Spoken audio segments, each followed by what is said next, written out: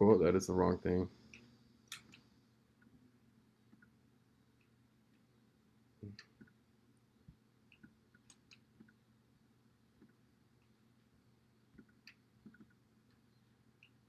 Ah, yeah.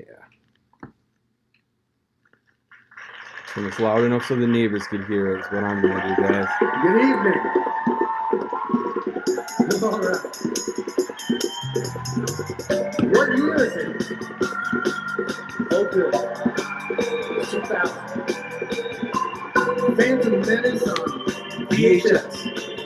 Jar Jar Binks, y'all. Phone simulation, phone simulation, phone simulation. 2000. Hit, hit, hit. Sing it with me. Let me hear. Phone simulation, phone simulation, phone simulation. 2000. All right, all right. Not bad. Give it up for your host, Mark Hornback, the well hung Gary. All right. Phone simulation, phone simulation, phone simulation. 2000.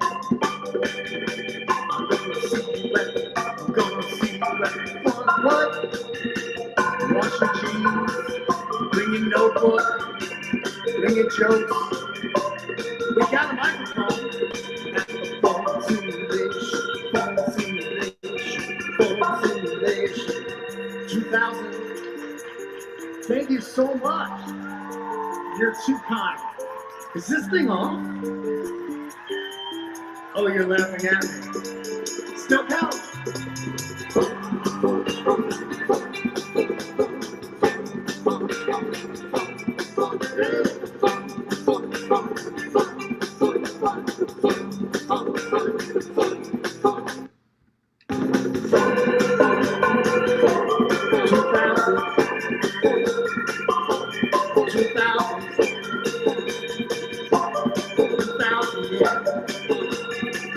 Simulation, yeah.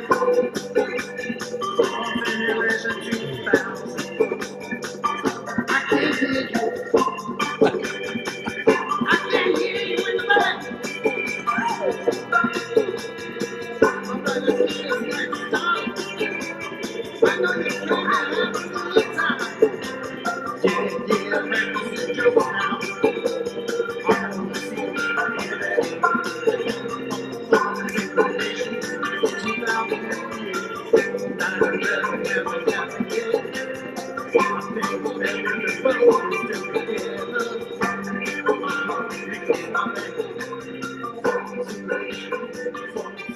Yeah. Hey everybody, it's Mark. Thank you for coming up. If you're viewing on the streams, thanks for joining us. We got a lot of comics up here tonight. Comics, you're gonna get 4 minutes. This is gonna be fun. I played that all the way through that. Kevin McCollum wrote that for us. He's in a band called Sweet Figurines. I know they have an album coming out soon. Very talented musician. He gets 1 penny every time I play it all the way through. So I promised I would play it all the way through this week. Nice. I think I mentioned it last week. I'm at the point in lockdown and social distancing where I ordered roller skates. They were on back order because a lot of people are on the same point of ordering roller skates. So yesterday, Friday, I tried it. Before I tried it, I did check my life insurance policy. I didn't think I would die, but I checked it like if it covered dismemberment because I thought I could break like an arm clean off. I was like, I want to see if this covers snap an arm off at the shoulder. And I did this to myself. I did that, and I also did that to myself. So I'm not a good roller skater. Holy shit, it is way different than ice skating. I'm just gonna tell you that. Stick around until the end. We're gonna do the Fast Minute Comedy. You'll see every comic that sticks around go back up for a speed round. If you hear, there's a weird. I think the cicadas are back in my neighborhood at this camp. I mean, not in my neighborhood. So if it gets loud, let me know, and I'll mute myself for the rest of the mic. I don't have to do this. I don't have to talk. It's the only thing I have going for me right now. So thank you for coming out. What else? What did I cover? Everything. I will message you privately when you have 1 minute left. I do aggressively take back control of the camera so that just to respect everybody's time. That's how it goes, and it'll be a fun one. We're gonna get through this list. We're gonna get through this list. We will do this. We have done this before. You gotta have faith in me to be able to do this. It'll go better once it's running than it took the 40 minutes to start this open mic. The start time. Yeah, 40 minutes. 40 minutes with no material. We were looking at people's cats. If anyone has a cat near them in the mic, I will throw the cat up right now. Just say howdy, and I will throw the mic up. I don't see any cats, but we had a lot of cats Where'd earlier. all the cats go? I don't know, man. I don't know. Like the bees, man. What's killing the cats? I don't know. Killing the cats, man. Don't fuck with cats on Netflix now, baby. $12.99. Yeah, we are sponsored by Netflix. Need to say it. We are sponsored by Don't Fuck with Cats on Netflix. They don't know it. We are sponsored by them. I guarantee one of the comics will be featured in the second season of that, based on comedian behaviors. Hey, TV credit's a TV credit, baby. It is. Go out and join the protest and count it as a TV credit too. You could do that. I'm just joking. Do not do that. Oh yeah, there's a funny thing. So me and Pratik temped at a company I worked for. I worked at a basketball stats company here in Chicago, and it was during the Cubs were in the World Series, and right before Game 7, my manager got everybody gathered and goes, I know, like, it might get crazy tonight, so, like, if people are out there, like, jumping on police cars and breaking shit, if you're gonna go do that, make sure you're wearing one of our T-shirts, because marketing is marketing. Guerrilla marketing. Guerrilla marketing. Fast Model Sports. We should just wear Fast Model Sports shirts next time. You gave me a shirt. Yeah, I'll wear that next time. Fuck. I gave you a shirt. I think I gave Dan Weber a shirt. We should all join in with the shirts that we have. I'm gonna stop talking, guys. I do love everybody here. This is gonna be really funny. Our first. Mark, what do we do at the end of the mic? We do the Fast Minute Comic. I already said that. Okay, that is a redemption round. If you, but people call it that. It is not. If you did bad the first time, you will suck. Do that. You're gonna suck the second time. Nobody's ever redeemed themselves. Just go home and go to bed. Write more jokes. I don't care. You can. I don't. I'm not telling you what. Jokes. Right. Bomb with bits. That's also a thing we yell. Bomb with bits. Bomb with bits. If you're bombing, just tell your jokes and we get back on board. If you bomb with drama, that's fine. It's your time. I am encouraging Zoom drama. Please bring it tonight. Our first comedian, he's going to do it. He's going to do it. Please welcome Yash Punati. Yay! Hey guys, hello. Thanks a lot, Mark. Glad to be the opener for this evening. Yeah. Thanks. For those of you that don't know me, my name is Yash, and I've come to the US from India in 1983. And I noticed over the years that the American tastes have actually evolved over these 35 odd years. Back then, in the early 80s, the spices that people used ranged from salt and pepper at one end all the way to ketchup at the other end. That's it. Right? But today, I mean, Joe Sixpack in the middle America is topping his cereal with sriracha sauce. Okay, so that's impressive, right? I am actually impressed by the widespread availability of ethnic food in America, although we might owe an apology to the Chinese for P.F. Chang. Okay, that's terrible there.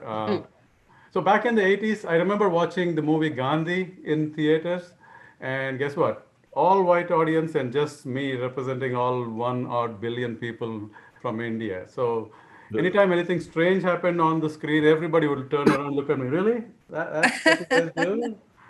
It's like, wow. Yeah, it was quite a responsibility for me. I mean, the first time Gandhi walked out topless in a loincloth, my buddy Mike looks at me and goes, "Is this how you guys dress?" Yeah, I said, yeah, certainly. I mean, but check out his six-pack though, right? Yeah. Yeah, it's a cutting edge of comedy right here with a six-pack of Gandhi joke, right? I mean, but remember when the Indiana Jones movie released, folks would stop me on the street and ask me, "Do you guys really eat monkey brain?" That's a silly question, right? I mean, monkey brain is only for special occasions. It's like surf and turf, right? It's like surf and turf, special occasions. Indiana Jones is not a documentary, morons. Seriously, come on. I mean, not you guys. I'm talking about those guys from back in the 1980s. You guys are good. You guys are good. Slumdog Millionaire is another one. People ask me, "Oh, does your family live in slums?" Of course, when the palace is being renovated, we kind of park in the slums, okay? I mean, by the way, this cuts both ways, okay? So, our views of the Americans were completely influenced by Hollywood movies. So much so that when I walked out of JFK Airport, I totally expected a blonde and a brunette to accompany me and take me home with them. I mean, I said, a blonde and a brunette, that's right. Even in my fantasies, I am fair guy, okay? And some of you are going, what about redheads and blacks and Hispanics? And I totally agree with you, okay? And I blame Hollywood for that, for not having these people represented in their movies, thereby depriving them roles in my fantasies, okay? So many stereotypes for us Indians. Which one should I conform to? I mean, definitely not the singing, dancing Bollywood type, not my kind at all. Aw. Not even the thank you, come again one. No. I mean, after 37 years in the US, I'm still trying to figure out the right pigeonhole for me. I mean, till I do that, I will continue to be a mixed metaphor for that confused immigrant influenced by movies and TV shows. Like, Godfather and Sopranos. After that, I know all my pastas and how to cook them al dente. And Yeah. thanks to shows like Mrs. Maisel, I'm still trying to figure out if I'm a mensch or a schmuck. I've been called both. Okay, I've been called both. That's my time, guys. Thank you. Yeah. Oh, yeah. Woo! Punani. Thank you, guys. Sensation. Yeah. I sometimes thank you, Yash Punani. Sometimes I let after people finish, I take the spotlight and let it roam to anyone that's clapping. So if you make noise, you might be on the screen. That's how that goes. It's not me messing up. Me messing up is when my computer dies and the stream stops. That has happened Yeah. as well. No, thank you, Yash. I honestly bought so much goldfish crackers from Costco when the virus broke out, and I thought there'd be a food shortage, and I thought that's what I'd be living off of, and now I'm sick of them. And I got to the point where you could just put some milk on that and eat some spicy, cheesy cereal. All good. That's big in Wisconsin. Big in Wisconsin. We're gonna keep going, guys. Our next community coming up. Please welcome to the stage, Patty Mansbach. Whoa. Oh, man, Woo! everybody please wear a mask because I'm tired of all the comedic bits about people not wearing a mask. I'm sick of it. I'm over it, man. I'm the gatekeeper for all of comedy. I've decided that every good joke you've ever heard, it went past me. Do you think Melania Trump knows where she is? I don't think she knows where she is. She has no idea what's going on. I think Donald Trump manifested her. Remember The Secret? Yeah, remember back in 2005 when Oprah said we could think away our cancer? We should do that with a pandemic. Just think it away. When my dog turned 15, we gave him a quinceañera. Yeah, in hindsight, I think that was appropriation and we shouldn't have done that. So I learned my lesson. Oh, he looks so cute though. Let's see. I've downloaded the New York Times Cross Puzzled app. Can you have a crush on a crossword puzzle writer? I think I do. I'm just like, oh, Eric wrote this one. It's going to be good. I'm so lonely, man. Oh, it's real. I put some more blue in my hair. It looks super great, except when I was bleaching it, I got some bleach on my floor and I thought, oh shit, my landlord is gonna kill me. But I don't know if this is the smartest thing I've ever done or the trashiest thing I've ever done. I had a brown lipstick that was like the same shade as my wood floor and I smeared it all over my floor. Guys, it fucking worked, man. Rihanna, please never discontinue your lipstick shade in PMS. If you do, I'm gonna lose my security deposit. So they never do that. I love Rihanna so much, and one time I wanted to be just like her, so I got really long pointy fingernails like she has. Yeah, and then I popped the air mattress I was sleeping on at the time. Yeah, that's when I realized if you're sleeping on an air mattress, you're not Rihanna. Does anybody else fantasize about getting their face mold off and then they can get a face transplant and finally be seen as conventionally attractive? Anybody else?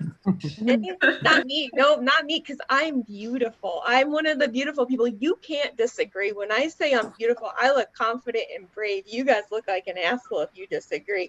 I use the Ouija board to contact people I've killed with my good looks, just like you are pretty. And then I say, thanks, dead Brenda. I don't know. No, but I used to be fat, and then I lost like 100 pounds. Yeah, it wasn't even really that hard because bulimia works sometimes, and that's true. But people think I lost weight to like be healthy or look better. No, I lost it because I fucking crushed it at bingo now with all this extra skin, just like, oh, 69, woohoo, woohoo. Oh my God, everybody, it's a slippery slope into prop comedy. I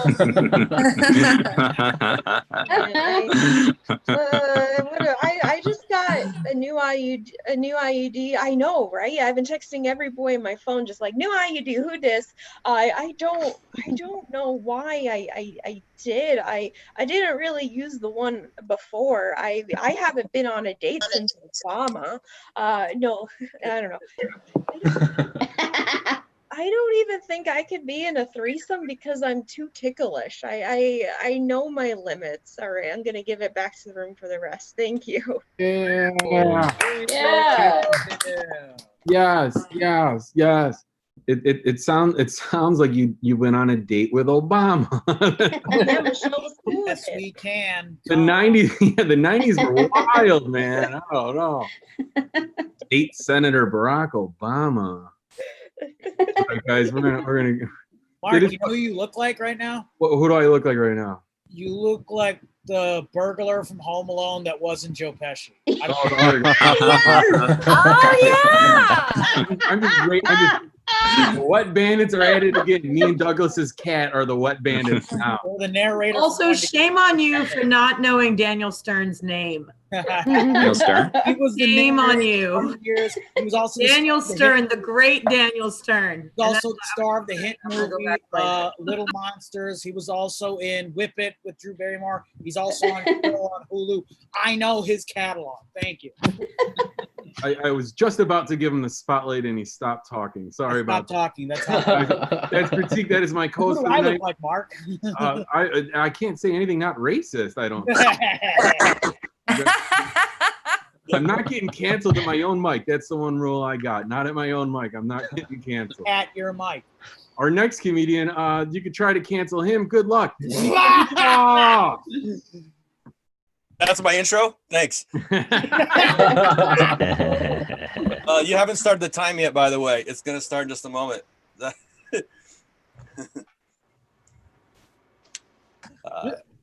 Really? Is that okay? So, Cool. yeah. That's how I do it. Yeah. That's sorry. all right. I got busted in high school for selling weed because you're not supposed to do that there. Yeah, they frown upon that. It's weird because I was just trying to turn frowns upside down, you know? I made the same mistake that a lot of very passionate people make. I took what was my favorite hobby at the time and just ruined it by turning it into a job. Some of you can relate. This is a job I wasn't any good at, obviously. I mean, I got busted. I didn't know much about business. I was 15 years old. All I knew is I was supposed to buy low and sell high. Just took it a little too literally, you know? I was the only Jew in juvenile hall. So I put the Jew in juvie. That was fun. Yeah, really, I was supposed to be there for longer, but some stereotypes are true. My parents hired a really good Jewish lawyer. He's like, let my people go! And they did. Like 3 years? Nah, 3 weeks. Mazel tov l'chaim, you're free, yay! Then I got on probation, which meant I had to take all these tests, you know, for drugs. And I had never been good at tests, but I was very good at drug. And I figured it out. Did some things to pass these tests that I definitely shouldn't have. Did something I had never done in my life, and I prepared. I studied. I buckled down, you know. I wasn't going to stop smoking weed because that would be crazy. Do some things on my test to pass. It worked a lot, but it took time, you know. And then the tests just became more frequent, more like pop quizzes, if you will. I failed a ton of these, so I just didn't have time to study. And it turned out, unfortunately, they had not been grading me on a curve. Then I got sent to rehab. Yeah, I want to know what's weird about going to rehab for weed? Everything. It'd be one thing if it was like rehab for weed, like that's why everybody was there. That was the focus, obviously, because in that case, what we would do is we would just smoke a lot of weed. But no, this was rehab for like all kinds of drugs, crack, cocaine, heroin, all these things, and nothing against like people that have those different challenges. Everyone's got their stuff to deal with, but it certainly made me, this entitled Jew from California who got busted for weed, the least popular kid in rehab. Yeah, so the first place I got sent was in the woods of Utah. They had us hiking around, and at one point they take us individually blindfolded to an area, take up the blindfold and say, here's your designated spot for a couple of days. We'll see you later. Here's some food and supplies. And you might be thinking like, Nico, well, why didn't you just run away? And I really had thought about doing that. I really did. But they were actually watching us in a distance, they were out there, which was kind of weird because when I'd smoked weed, I would get real paranoid sometimes. But here in rehab for weed, I could be like, look, there's somebody behind the tree. I see him right there. I know they're watching me. It worked. Also, they took our shoes at night. That's probably also why I didn't run away. Took our shoes at night. Worst weed I ever smoked was in rehab.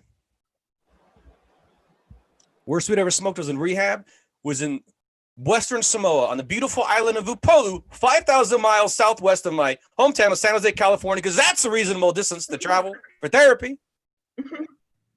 This horrible weed, I smoked a bunch of it, and the mac and cheese we had for dinner was horrible. It made mac and cheese horrible. That's how bad this fucking weed was. It was disgusting. And I made the mistake of actually complaining to the guy who gave me that weed, how bad the weed he snuck in was, which certainly helped make me the least popular kid in rehab. Thank you very much. This has been a lot of fun. Just join Displaced Comedians if you haven't already. Yeah. Guys, take it one more time for Nico, guys. Guys, I am having some major problems with my computer right now. I don't know if you follow me on Facebook, you could see it. I could only type sideways in the Zoom chat. I made it so I could only type sideways. So you're gonna get some strange and I can't delete what I type. So if I start to type something, I'm fully committing to it. Sorry about the hot lead-in. That is something that I've been doing for years. Is I say something, I get the energy going, and then I introduce somebody with something very inappropriate that has nothing to do with it. For example, our next comedian is also very inappropriate and has nothing to do with me. No, where's he at? Where's no, please welcome our next comedian. He's from Chicago. He's a really funny guy. Please welcome Andrew Shanklin. Hey, all right. Hey, folks. Hey, everybody. I've been doing some thinking. A lot of ladies and gentlemen in my age group, they love The Office, and let me tell you, I don't like it. Not anymore. I don't like popular things, and it's like a contrarian thing a little bit, where it's like I don't like it just because it's popular, which is stupid because there's always been popular things, Like in the 1800s, you had Charles Dickens. In the 1600s, you had the Bible, right? Which just means there was a guy like me in Salem, and he's like, this town sucks. Every girl I like gets burned at the stake for witchcraft. Hey, why are they called private parts? Everywhere I look, I'm seeing tits and ass. It's like, hey, they're more like public parts. Okay. Very dumb. Very, very dumb. Let's see. My parents aren't super wealthy. I come from like a middle class background, and I'm glad I didn't have very wealthy parents, because whenever I meet someone who came from a really wealthy background, I'm just like, oh, you never learned to be like a regular person because you just always got what you want for Christmas. I was like, that's just like, So, but on the other hand, it's like, I imagine that like these like very, high achieving people are not good parents, like they're like, all right, they're like, sorry, you're on the naughty list, buddy. But listen, you could either get what you asked for or you could get ahead. All right. A good joke if I didn't stumble through it a million times. I was watching the Michelle Obama documentary on Netflix, and she said that when she was dating Barack Obama, he would just like stare off into the distance sometimes, and she'd be like, "Oh, Barack, what are you thinking about?" And he'd be like, "Income inequality," And I just really hope that's what he said every time they had sex and he couldn't get an erection. Like she's like, Barack, what's the problem? Why can't you get hard? He's like, 30 million Americans don't have health insurance. In Chicago, people complain about how our sports teams are bad all the time. I don't get that. Have you seen what we're eating? Like, have you seen the diet? Like, it's amazing. The Chicago Cubs couldn't win for 100 years because they were eating Giordano's every night. It's like they unscrew the Gatorade thing and it's just full of mayonnaise. Like, all right, that's a good joke about how no one's healthy in the Midwest. People have been saying this a lot lately. They've been saying like American history is very whitewashed, which is very true. But they say it in this way. They go, oh, American history is like, it's fan fiction. It's not fan fiction. If American history was fan fiction, it'd be way hotter, you know? Like the Civil War would have just been 5 years of steaming hot gay sex. And they would describe it the same way, you know, like Civil War, it turned brother against brother, father against son. All right. There's supposed to be a little bit of incest there. And then I talk about, I'm a virgin. I talk about that a lot in my stand-up. And I also have this delusion that if the girls I liked in high school could see me do stand-up now, that they would like me, which is stupid. It's like, hey, remember how I was a virgin in high school and I kept it a secret? Well, now I'm bragging about it. So that changes things for sure, right? I have OCD, and I started 2020 off by kissing one of my best friends, a guy on the lips. And I'd be lying if I didn't say halfway through the year my little OCD brain was like, okay, maybe that's why this is happening. Maybe I did all this. The COVID is my fault. Okay. There's a part of the male reproductive system called the vas deferens, which kind of separates the different things that come out, and it makes sense because vas deferens, that's Latin for big difference, and I think we can all agree there's a pretty big difference between piss and cum. All right. Yeah, one's a lot of fun I have in my mouth. The other one is cum. All right. Oh. Okay. That's very dumb. I'm sorry. Okay. I was putting in that. What was that called again? What was that body part? It's the vas deferens, I think. I like that guy on that Disney Channel movie or whatever. It sounds like Zac Efron. Oh yeah. Guys, we're gonna keep. Guys, I want everybody here to know. One more time for Andrew Shanklin. Sorry, I cut it. I wanted to light a little bit, but he's doing good. Oh, sorry. This is somebody sent me a picture of their cat on a private message on Facebook because they were watching this stream and they knew we were in a cat. So this is just a shout out that we are watching. That I'm paying attention to you out on Facebook, and I'm also looking for help on fixing my Zoom chat as well. It's still sideways. I don't know what to do about that. Guys, we're gonna keep going. I'll keep working on that. In the meantime, where is our next comedian? I'm so excited, and I'm gonna give just a nice, clean, normal introduction to our next comedian, who is a comic that is going to tell jokes at Fun Simulation 2000 in 1 second. Joe Gorman. Yeah, that's me, man. Dude, you can be weird if you want to be weird, man. Like, look, it's 10 o'clock in New York City. I'm making pasta. This is a world without rules, man. Welcome to it, you know? Like, we've been in our houses the past, 4 months. I thought I was going to be a hunter-gatherer. Instead, I'm just, getting complex carbohydrates and, redecorating my room every 20 minutes, making sure the feng shui is up to date and it breathes better. I'm feeling pretty good, you know? We're doing Zoom, so thank God we found a way for people to pay attention to me. That was the scariest part when they're like, quarantine, isolation, but who's gonna pay attention to me? And some nerd put a bunch of ones and zeros in a computer. Now we got this sexy little Brady Bunch grid just looking at each other, just telling jokes, and we're laughing. We're having a good time. Honestly, I'm a fan of Zoom comedy. All the joy of doing stand-up comedy, none of the obligation to make eye contact or wear pants. Sign me up, dude. I'm a basketball shorts comic now. And you know what?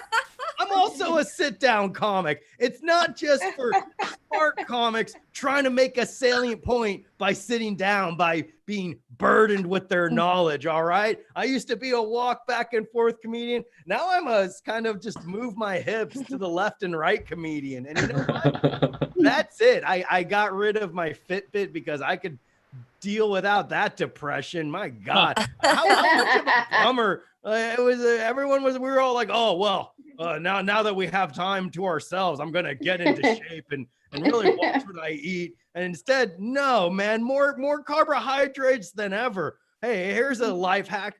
Put Cocoa Pebbles on ice cream. Are you kidding me? How about that? Start living. Who cares what's going to happen? Your parents are going to ground you. Yikes, man. That's what's going on.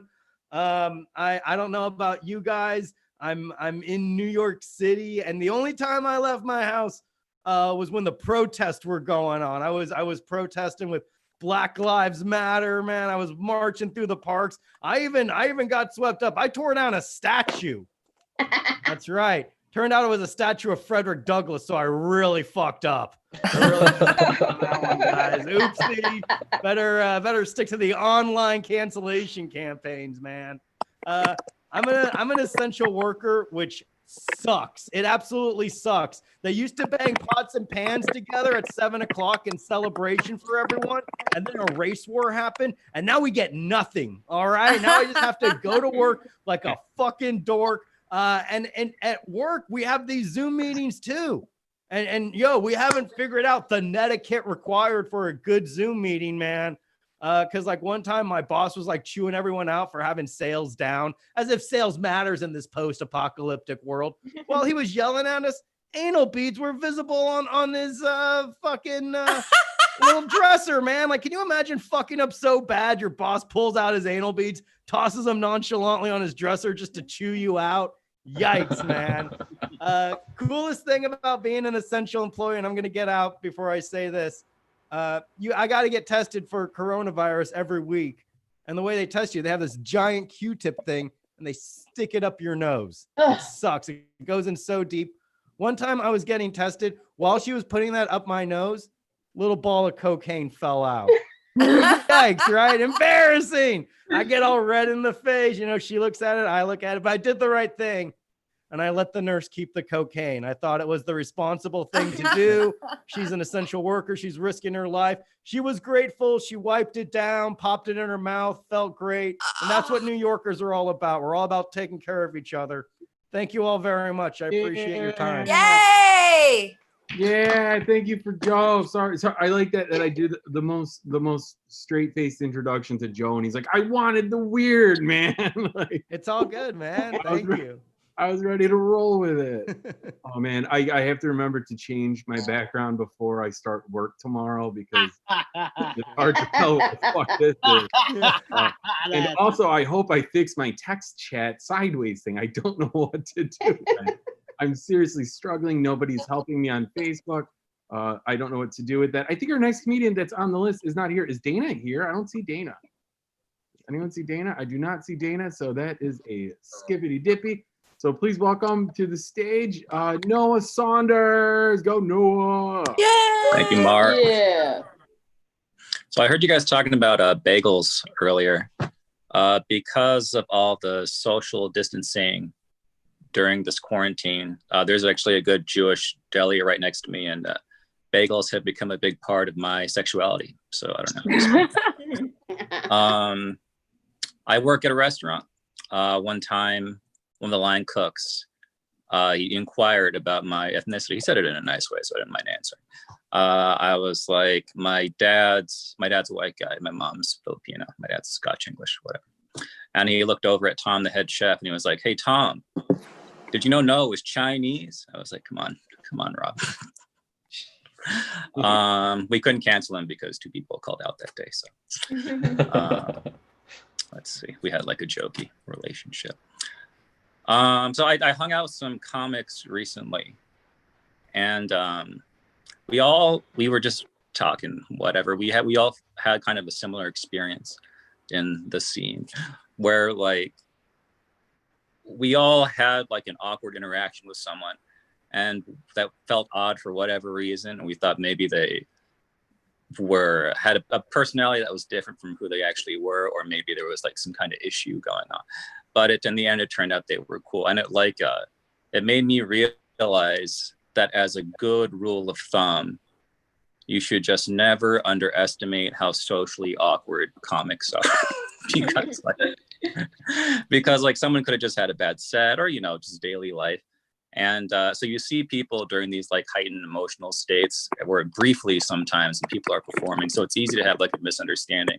Plus, like everyone's on the spectrum for all these like mental illnesses sometimes. So it's just like, wait until you have the smoking gun of evidence of dislike, but just like reserve your judgment until then. Or they could hate you. They could hate you for real. So there is that possibility. So I did this mic based in the Bay Area, and the host said I look like an undercover cop, which I thought was pretty funny. But it's funny because like I've actually gotten that before, but in like a real way. I used to live abroad. I came back. I stayed at an Airbnb in East Garfield Park, and if you don't already know, Chicago is a deeply segregated city for so many reasons. I've read that like places that have been like ethnically cleansed, terrible euphemism, I know, like genocided, are still more ethnically diverse than some parts of Chicago. That's like how powerful, I guess, white flight is. I don't mean to bring up all that shit like that. I'm just a long way of saying like I stood out in this neighborhood. So there was like an awareness of me that I didn't fully like understand. And one day I came back to the Airbnb with some tacos, and this guy came up to me and he was like, "Hey, are you a cop?" And I was like, "No, I just got back from South Korea. I'm like transitioning back. I'm looking for work, whatever." And then he like waved to some guy at the forced the way down the block, and he was like, "It's okay. He just got back from Korea." So my story held up for all the undercover cops in the Zoom room. You could use that. That's yours. I'm not sure what line of work those guys run, but you know what? I'll just end it there. I'll give the time back to the room. Thank you. Yeah. Nice. Noah Saunders, thank you, Noah. Thank you very much.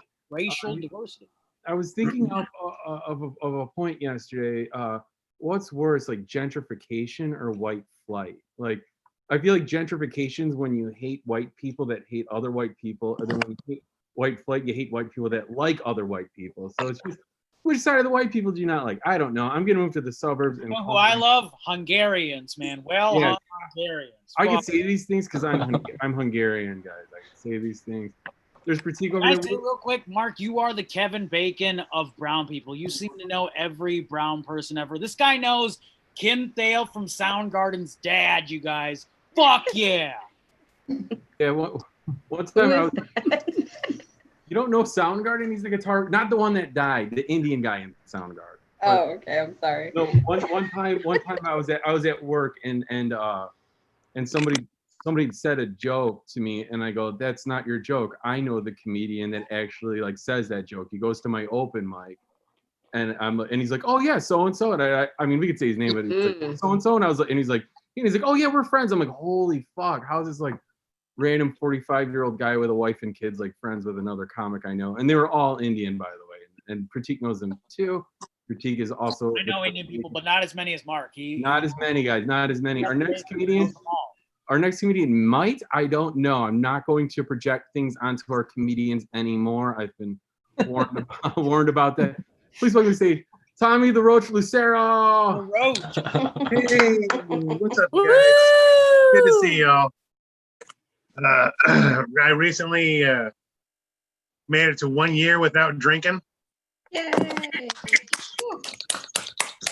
Not for health reasons, really, or anything. Mostly because a judge says I'm bad at it. Yeah. So, which is probably good though, because now things are really different. Like when I was a kid, they used to throw Corona parties because we could afford it. Now they throw them because we want to find out if they have insurance or not. So it's a lot different from when I was a kid. A lot more people are getting religious during this whole thing. And I can't really get along with it. You know, I can't really get with the religion whole thing because just the stories are silly. The stories are silly to me. Like water into wine, that doesn't make sense to me because all I've ever been able to do is turn a 12-pack into a DUI. So a lot of my friends have kids. They went into this whole thing having kids and stuff. So I'm getting to watch what they're going through. And from what I've learned so far is kids aren't fun until they can put in on the drugs. So unless I can adopt a teen or maybe a tween, but that's going to be fucking weird. So I don't even know if I want to do that. So it's probably better anyway, though, because the only kind of girls I ever date are just human red flags. Like I like to date girls, like the kind of girls I like to date have face tattoos. And the only reason I like to do that really is because it makes a blowjob into kind of like a carnival game. The next drunk dialed me recently through this whole thanks, man. The next drunk dialed me recently through this whole thing, and she wanted to get back together. I said, no, I can't do that because you can't recycle white trash, so I don't want to do that. That hurt. Oh man, I saw this weird news story on the Yahoo News. It was saying how 9 out of 10 people have considered cannibalism throughout the quarantine, and it said the 10th one was delicious. So, want to go by stats for the whole thing. I've learned something throughout this whole pandemic, quarantine, whatever you want, house arrest, whatever you want to call it. One thing I've learned is a lot of porn gets a bad rap. A lot of porn, just it's horrible, sure, but you know it's not as horrible as it could be. Like for example, snuff porn, just no residuals. So that's the worst thing about it. And the worst thing about kiddie porn is I don't get to see my dad for another 5 years still. I did try to keep in contact with my family throughout this whole thing. Like I made the mistake of picking up the phone when it said private caller. Turned out to be my dad. First words out of his mouth were, "Oh my God, Tommy, heard you started smoking weed and doing drugs. I've been sober for the last 10 years. I was like, yeah, Dad, because you were locked up for the last 10 years. You weren't trying hard enough. That's all it fucking means. Thank you very much, you guys. Yeah. Tommy the Roach, guys. Give it up for Tommy. Where's my screen? There I am. I am good. We got it, guys. We're going to keep rolling along. I am trying to run tech here as tight as I can. We got some people. It's very high tech here. Guys, that's what I do for a living. I'm a fucking engineer and I can't run Nice. I can't run a Zoom meeting. I can't even work my laptop or have it not die. I never said I was good at it. Our next comedian, please welcome Owet Tiami. I'm sorry if I pronounced it. I hope I got it close. It's all good. I've got like this halo going on. Yeah. Oh, sorry. Okay, so I'm from Eritrea. You know, one person knows where that is, which is great. But don't worry, I'll let you know where it is. It's in East Africa.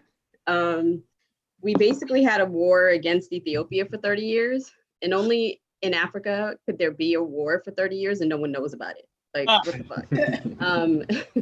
So I was born there, believe it or not. And all that means is that I don't have a birth certificate, okay? When my people come to the States, we literally pick a birthday like it's on a menu. So my mom was just like, okay, who won September? Anyone?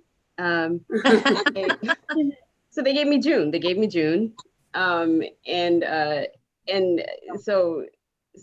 if you ask my mom how old she is, she'd be like, I'm between 48 and 65, you know? And I'm like, what the fuck? Okay, well, let me help you out. Do you remember how old you were when you married Dad at least? And she was like, yeah, of course. Between 8 and 27. I'm like, what the fuck? So just to give you a little bit more about Eritreans, you know, a lot of us work at parking lots. So if you ever, you know, a lot of valet people are Eritrean. But when they're not doing that, we're usually really smart and are engineers and doctors and stuff. So when I told my mom I was going to do this, She was like, Awet, if you become a comedian, I will cut off my legs. I'm like, what the fuck? And she's like, and I will live miserable for the rest of my life. I'm like, first of all, what is up with Africans always cutting off body parts? We live in the States now, Mom. You just can't do that shit, right? So I went to an artsy college. I went to Emerson College here in Boston. And so I decided to test her, and I started reaching for an acting book. And then I turned around and she had a machete to her leg. And then she was like, don't go any closer, I'll do it. And I was like, what the? And then, so I was like, okay, could you just not do me, can you do me a favor and just not cut off your arms? Because I still need you to co-sign a few things. Like, so I'm an abomination to them too, because I'm not married or have any kids. And we're just like my big fat Greek wedding. Just like the Greeks, Eritreans only marry other Eritreans, right?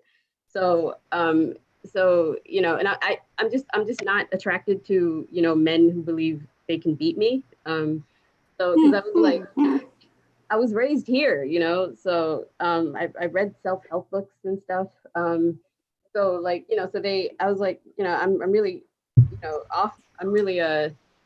I appreciate the offer, because like usually with, they just expect you to be literally barefoot and pregnant. So you just like in the kitchens, they beat you. You fucking have their kids and they beat you. And I'm just like, wow, I think I'm just too confident for this. Like I said, I read self-help books, so I have self-esteem. I know my self-worth. Like I don't think this is gonna work. But anyway, so I ran away, and then they found me. I didn't go very far. And then they were like, okay, fine. What do you want? And I was just like, okay, finally you asked me what I want. I want what Oprah has. And then they were like, Oprah? And I was like, yeah, Oprah.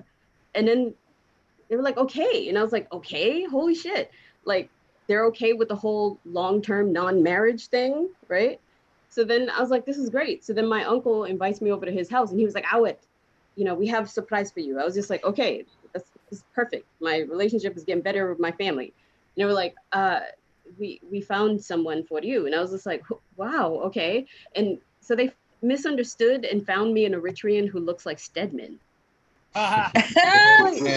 That is not what I meant. I was like, but I was impressed. So I was like, can I put it in an order? Like, cause he looks straight up like Stedman, but like, with our features. So I was like, can you find me a Denzel, a Blair Underwood, or an Alan Payne? Remember Alan Payne, that 90s actor? So he was like, okay, I find. So he ran away because he was excited I was at least working with him. So he brought me back an Eritrean who looked like P. Diddy. So yeah, no, he's not. It didn't work out. Well, thank you. Sorry, I didn't see your yeah. It's all good. I messaged you back. I got drawn into this story and I wanted to hear about the Stedman breeding program. It sounds like just Breeding. Stedman on the street, man. That is pretty awesome. Yeah, guys. Yeah, thank you again one more time for Awet. Yeah, that was awesome. I like it. I like stories a lot. I like stories and I get drawn in and I let people run the light on accident when they're telling stories. No light. My bad. I swear I didn't see your message. Everybody should take a run at the lights and I can see how well I hold on. Go till 3 a.m, baby. Central Time Zone. I got to stay up late for other reasons. Our next comedian, please welcome William Peck. Yay! It's Peck, but it's fine. But I didn't know how to pronounce my own name until I was like 18. Like I was 15, and my mom was like, "I'll give him 3 more years, and then I'll tell him how we actually say it." Yeah. There's a lot of things I miss about being out in civil society. Like I miss the thrill of popping pimples in the public restroom and having people walk in on me. Something I didn't think I would miss, but I do. I also feel like my social skills deteriorating, and I feel like this open mic is not helping anymore.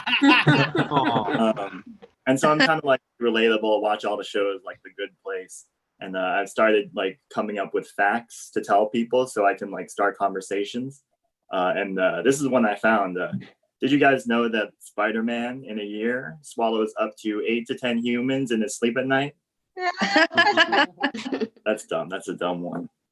I'm also pretty broke right now. And when you're broke, like people will be mean to you, which is fine. Like I can deal with that. But also like the stuff, like the inanimate objects in your life will be mean to you too.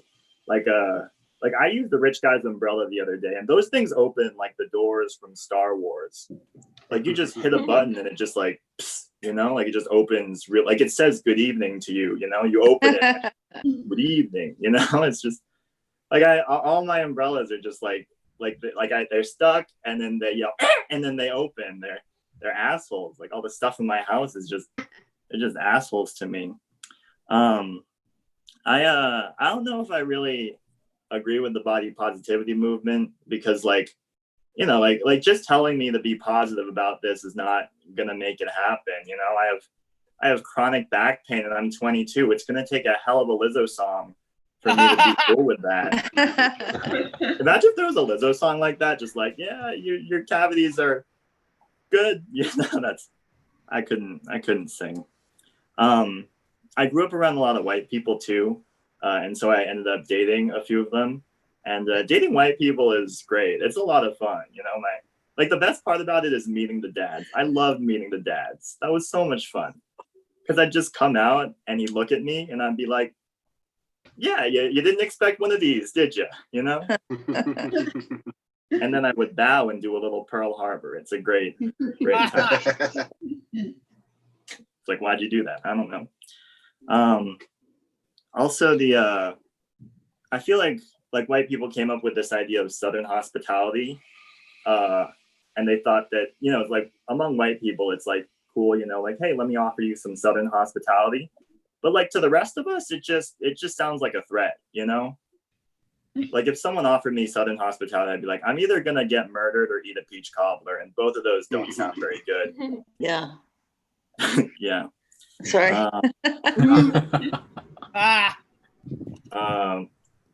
What's going on? Yeah.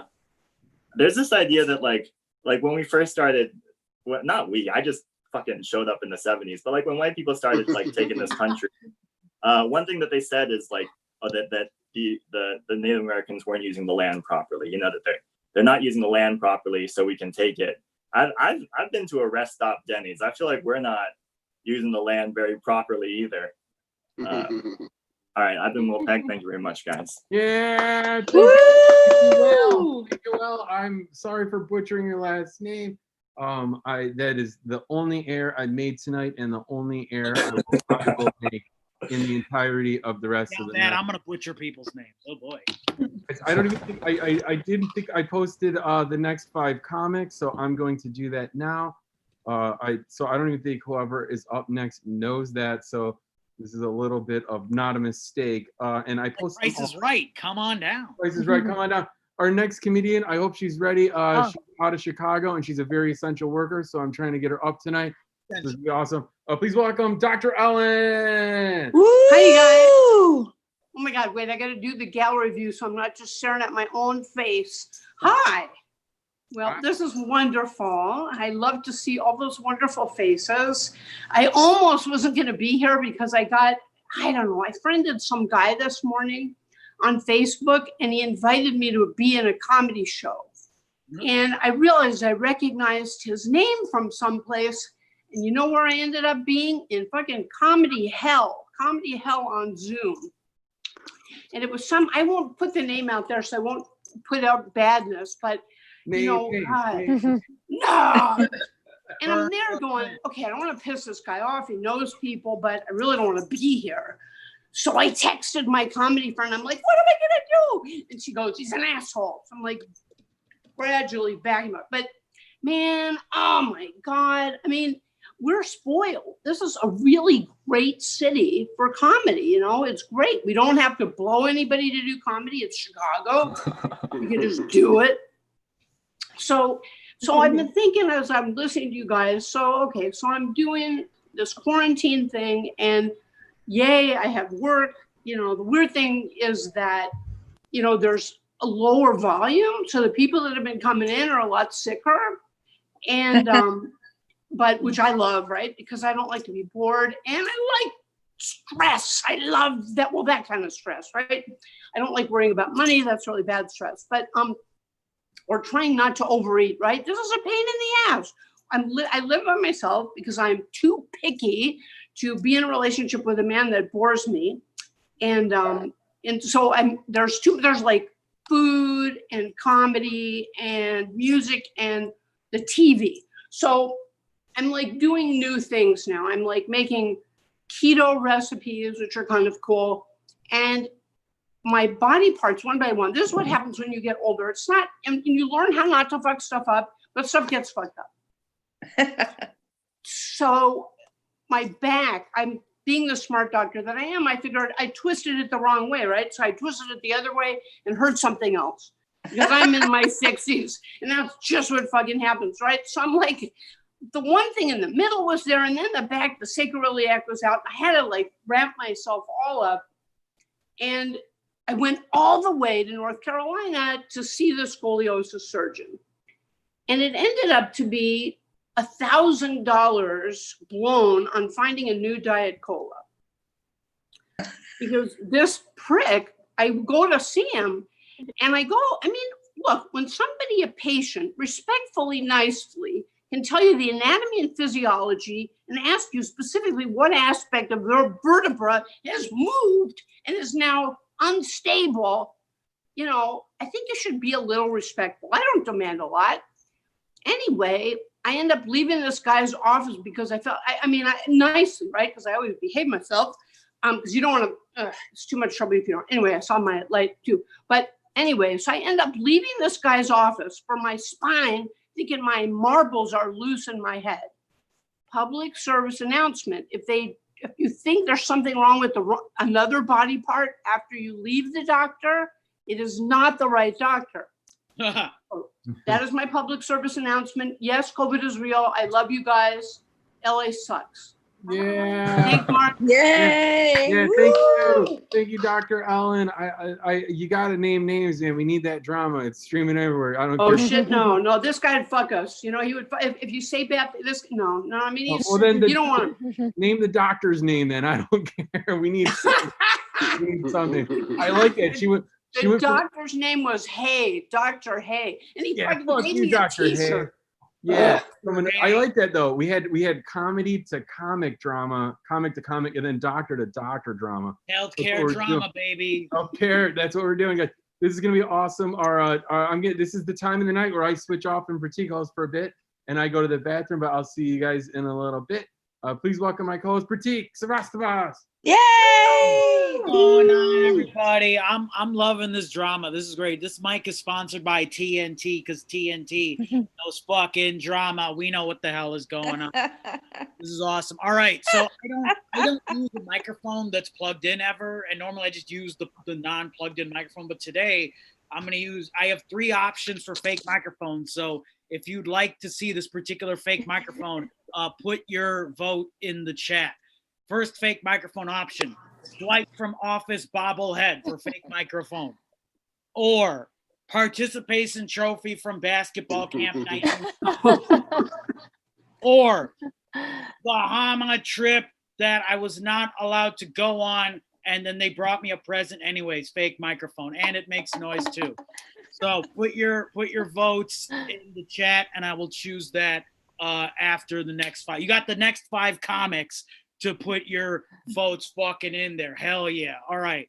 I got this fucking beard. Also, remember how I asked Mark to tell me what I look like, and he was like afraid because of white guilt or whatever the hell that is? Put your comments in there too, please. You cannot offend me. I've literally done shows where homeless dudes who look like David Cross have chased me around the pool table, and I've also had batteries thrown at me at comedy shows. So you can't hurt my feelings. You can tell me whatever the hell you want. You want to make fun of me, please. I've never been made fun of to where I've cried. So please give me your harshest insult of what the hell I look like. Because I know what I look like. I look like an IT professor that fell down a mine shaft for 10 years. And then he crawls out of the mine shaft and goes, hey, is Chumbawamba still relevant? Are they still missing the night away? What happened to them? I want to piss the night away. Now that's what I call a reference volume mean. We know what the fuck we're talking about. Hell yeah. This is so fucking awesome. I'm hosting a mic after this in my beard. Don't gotta sign up. Just tug on that bad boy. I give you 5 minutes. You know what the light is? That's what the light is when you need to leave the mic. That's what it is at my mic, in my beard. No tech problems in that beard. This beard is like a Russian nest egg doll. Just take it out one piece at a time. It's fucking nuts. They got Build-A-Bear workshops. You know where this was made? Build-A-Beer workshops. Hell yeah, you guys know. God damn it. I think I got hemorrhoids. I don't know what the hell's going on. Don't eat flour tortillas. Go with corn tortillas. Mark knows what the hell I'm talking about. My God. Mark is fucking awesome. Give it up for Mark Hornbeck, you guys. He's fucking He is the Kevin Bacon of Indian people, if you didn't understand that reference earlier. He just knows every fucking Indian person ever. I literally go to him for when I want to get into the secret Indian meeting. He's my password. I present him like Lion King at the door of the secret Indian meeting, and then they finally let me in because they love him. Mark is a better Indian than me. He works in IT. His wife works at the University of Chicago, and he handles his spicy food better than me. He's a better man. I love that man. He is awesome. Oh my God. All right, I need to leave. So last thing I'm gonna say is there's been a lot of talk tonight about the Indian accent, and by a lot of talk, I mean one comic at the top of the show talked about a lot of talk tonight about the Indian accent. And no, Apu is not the proper representation of the accent, but I have noticed that older Indian men can say one particular word very funny, and that is the word idiot. I'm sorry, but when old Indian men say the word idiot, it sounds like Ren from Ren and Stimpy. It's fucking nuts. It's like, you idiot? Like, that's literally how every brown man says when they say the word idiot. It's just, you idiot? And then they do a Bollywood number to happy, happy, joy, joy. It's fucking insane. John Krifalewski is a creepo. Don't, we need to cancel him. But I like Ren and Stimpy. They were awesome. Billy West is pretty good too. But John Krifalewski is a weird dude, so we should cancel him. So, all right, on that weird note, because that's the goal of this, is to make the intro super weird for the next comic. That's Comedy 101. I teach that. That's another class that I teach in the beard. It's free. All right, your next performer coming to the stage. Let's make a lot of noise, you guys. Let's do this. Janice Israel off, you guys. Hey, how's it going? Oh my God, this mic is awesome. There are so many comics in Toronto. You go to a mic, there's like 30 comics, and then you know, you wait till 2 a.m. to get on. But I think this is probably just normal for you guys, right? To just be up till 4 a.m. every day. And I'm trying to follow all the different time zones, so it's we're an hour ahead. So you guys were talking about cats before, and you know, Don't Fuck with Cats, you know, that really creepy documentary. It just dawned on me that Luke Magnotta from Toronto. So yeah, Canadian guy. Didn't live too far from where I am. So I thought that was pretty creepy. People always think Canadians are really nice, but that's not necessarily true. You know, we burnt down the White House in 1812, right? Go with you guys.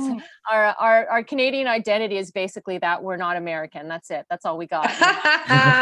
We like our milk in plastic bags. We like our healthcare free. I don't know. They say we're nice, but it's more like a passive aggressive. It's more like a polite, like we're politely racist. Like it's just a series of microaggressions. You don't get the job, and then we say thank you, goodbye, and then we spit in your coffee. That's kind of the Canadian thing that we do.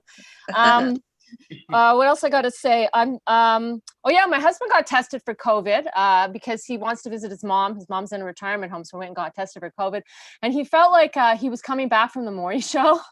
Like, you do not have COVID-19. He does a little dance.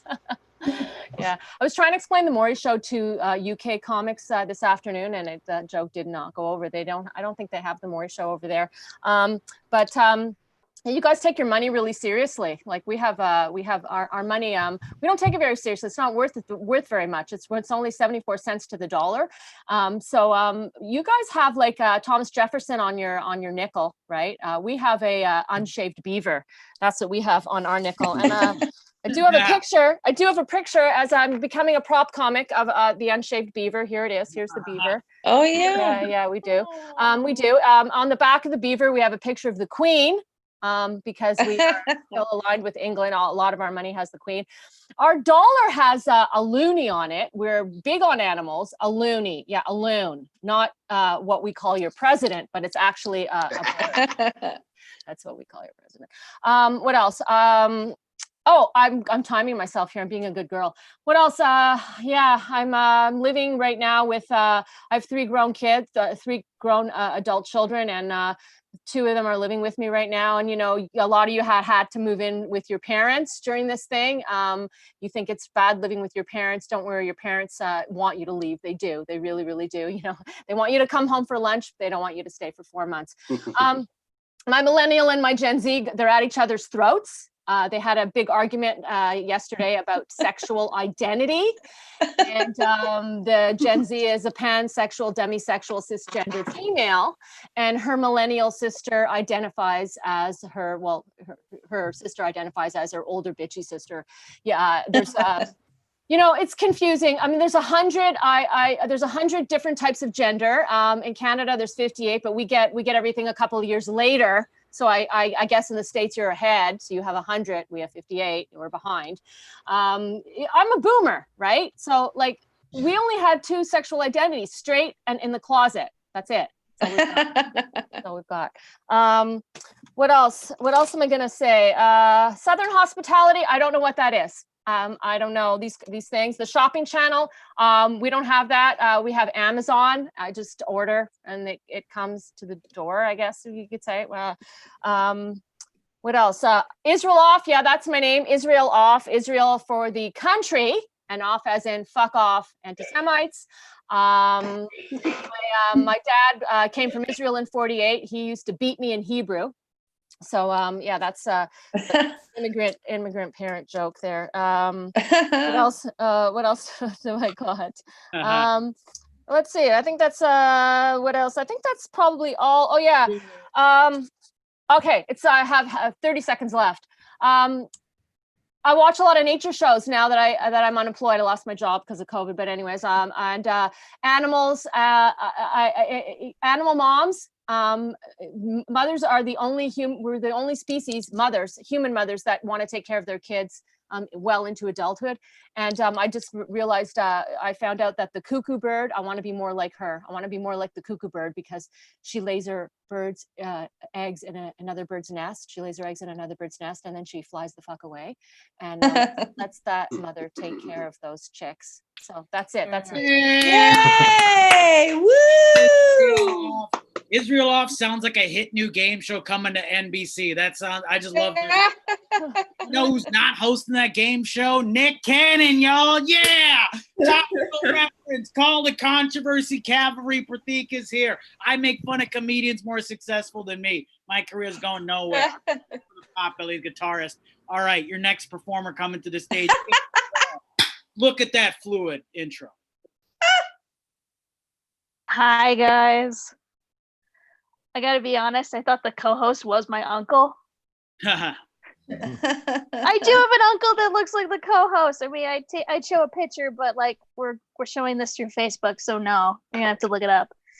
For Halloween this year, I'm gonna wear a mask, and it's not because of COVID.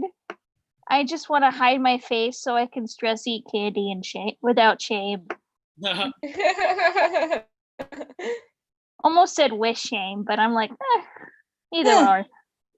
So I saw a man tell his buddy outside of Walmart, "I can't breathe when I wear my mask." I was puzzled. Here I was thinking he couldn't breathe because he was a smoker.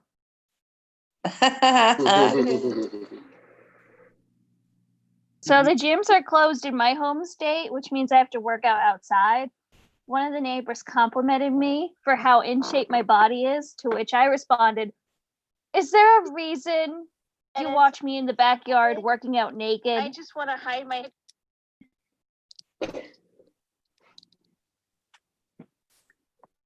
Did I lose people? No. No, we're here. There was an echo for a second, but I think I muted them. Oh, darn. Okay. Can I repeat that joke again? Yeah, go Yeah. I was very confused. I was like, why do I hear myself echo outside of my own head? I don't. This is making me insecure. Okay. So, as I was trying to say before I interrupted myself, the gyms are closed in my home state, so I have to work out outside. One of the neighbors complimented me for how in shape my body is, to which I responded, "Is there a reason you watch me in the backyard working out naked?" All right, I hear that we got a couple peeping toms in this chat. Ooh. So I'm pretty sure building a rapport with me is like playing a video game. If you make one mistake with me, you lose a life. Like if you try to cheer me up and it's not the way I want to be cheered up, you hear a voice that goes, "You have 2 lives left." And you have to figure out what you did wrong. So a lot of people don't know that I'm technically a white Hispanic. So I'm like a Chipotle taco in that aspect, where despite the cultural background, I've been whitewashed. I got asked if I ever had a fake ID before I turned 21 years ago. And I was like, do I look like someone that justifies that kind of social life? Oof. I don't feel like much of an adult. I'm at the age where my mom still thinks she has a right to read my diary. She's like, "You came out of my private parts, so let me read your private thoughts." And I just want to be left alone looking like a cute lumberjack. So I just read that KFC is launching vegan fried chicken in California, which must be great for Californians because they haven't tasted chicken in a while. So they're going to be like, "This tastes like chicken," because they don't eat it. They don't eat chicken. They don't eat chicken. So I'm Kate Burrell, and I have to ask, if I masturbate to footage and images of myself, that counts as self-love, right? Yes, it does. Kate Burrell, that's my time. Thank you. Woohoo! Kate Burrell, everybody, hell yeah. I guess I look like her uncle. This is awesome. I've gotten mistaken for Latinx before, so I'm cool with that. Viva la raza, am I right? I pray in the direction of the El Tapatio hot sauce Bob. Yeah. I fuck with some salsa verde. Mark knows what the hell I'm talking about. Real quick, the votes are currently, it's 4-3 for Bahama. Yeah! Versus 3 votes for participation trophy. So you got 3 more comics to get those votes in. Up next, I don't think I look like your next comedian, any of the relatives in your next comedian's family, but maybe we do. We'll find out. Give it up for Michael Cooper, you guys. Yeah. Hey, y'all, how's it going? Hope everybody's doing good. I got like a problem. Like I got like an anger issue, I think. Like earlier my laptop was fucking up and I planned a felony. Is that like a thing I should get checked out? I don't understand how folks have been scared enough to hoard supplies, but not scared enough to like stand over there.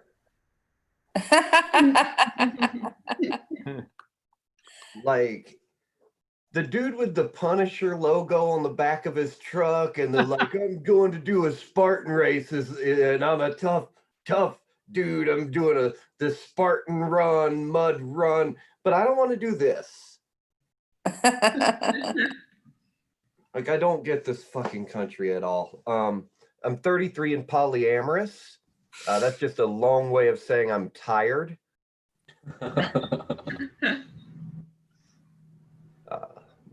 When I tell people I'm polyamorous, a lot of people have questions, and that's fair. I had questions when I was monogamous. Questions like, "Hey, who's that guy?"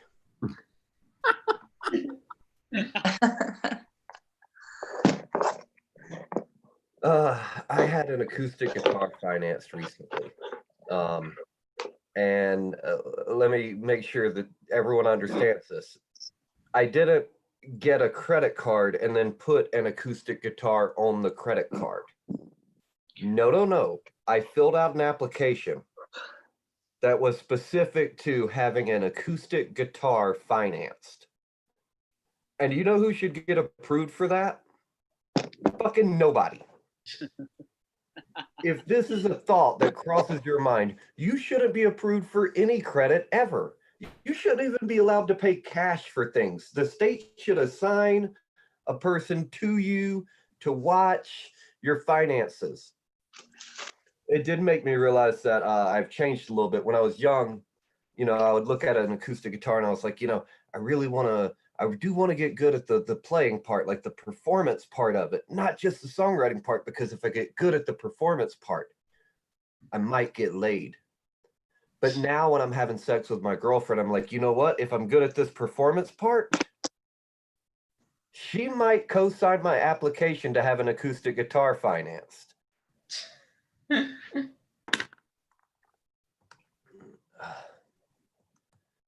You ever fuck someone so good your credit score goes up? Y'all think R. Kelly just did all that shit to get a cabinet position?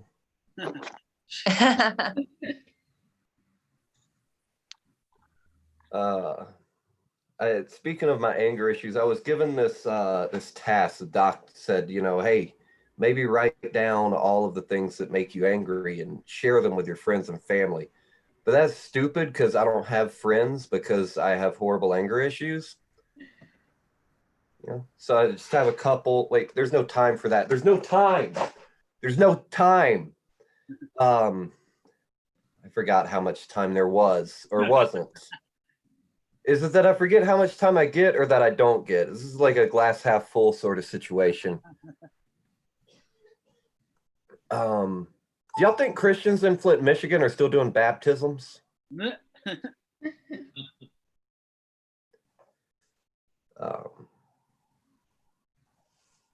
brother's a cop back home in Alabama. He was going to come to Chicago to do it, but they wouldn't hire him. They said he didn't have enough video editing experience. I was upset after hearing something real fucked up the other day, you know. So I went fishing, and I hate when you go fishing and you catch everything except for your father's love. That's my time. Y'all gave me better than I deserved. I appreciate it. Oh, Michael Cooper, you guys give it up. Hell yeah, this is awesome. Mark Hornbeck fixed his sideways text. Give it up for that, you guys. He's fixing. I want to point out that it's not fixed all the way. I'll take another screenshot and share it on Facebook. Every time I hit a space bar, it's a new line. So that's a good one. So I was gonna say that your texts are so sideways that Paul Giamatti got a Golden Globe nom off them texts. Hell yeah! Damn. Who remembers that movie?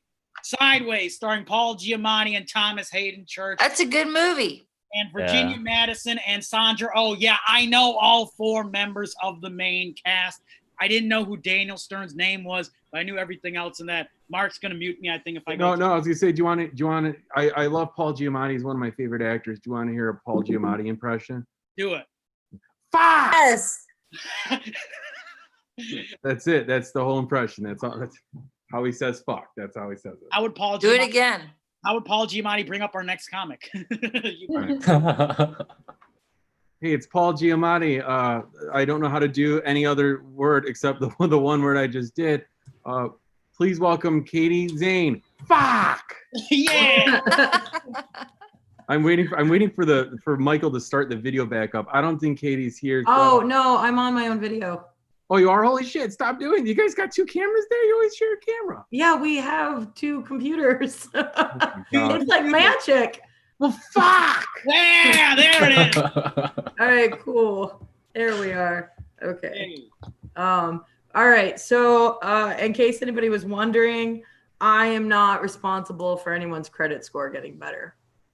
Just in case Michael said, anybody wonder that? Not me. Not the one. I've been over here. Now every time I like read a Trump tweet, That's hard to say when you have a speech impediment. Trump tweet, not cool. I don't like that. But I've been starting to, in my head, I think about how C-3PO might react. You know what I mean? Like, he's like, oh dear. Pretend like I do a really good impression. I can't do impressions for shit. But like, you know, he's just like, oh dear, and we're doomed. And it's very possible that this asteroid is unstable. That's one of my favorite ones. So imagine him saying, and if you just apply any of those to any of Trump's tweets, it makes them a lot more enjoyable. Also, he was an anxious robot. I think he's a good person to follow. If an anxious robot can get through that situation, I can get through all of this. I come from a very dysfunctional family. If my fresh haircut here is not a dead giveaway of that off the top. Yeah, my brother's Mormon, just him.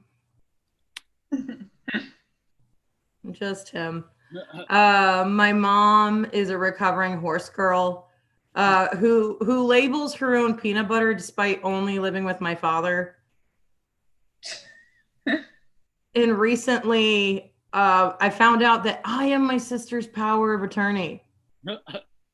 She was recently hospitalized, and I got the call from the hospital to approve a whole bunch of procedures.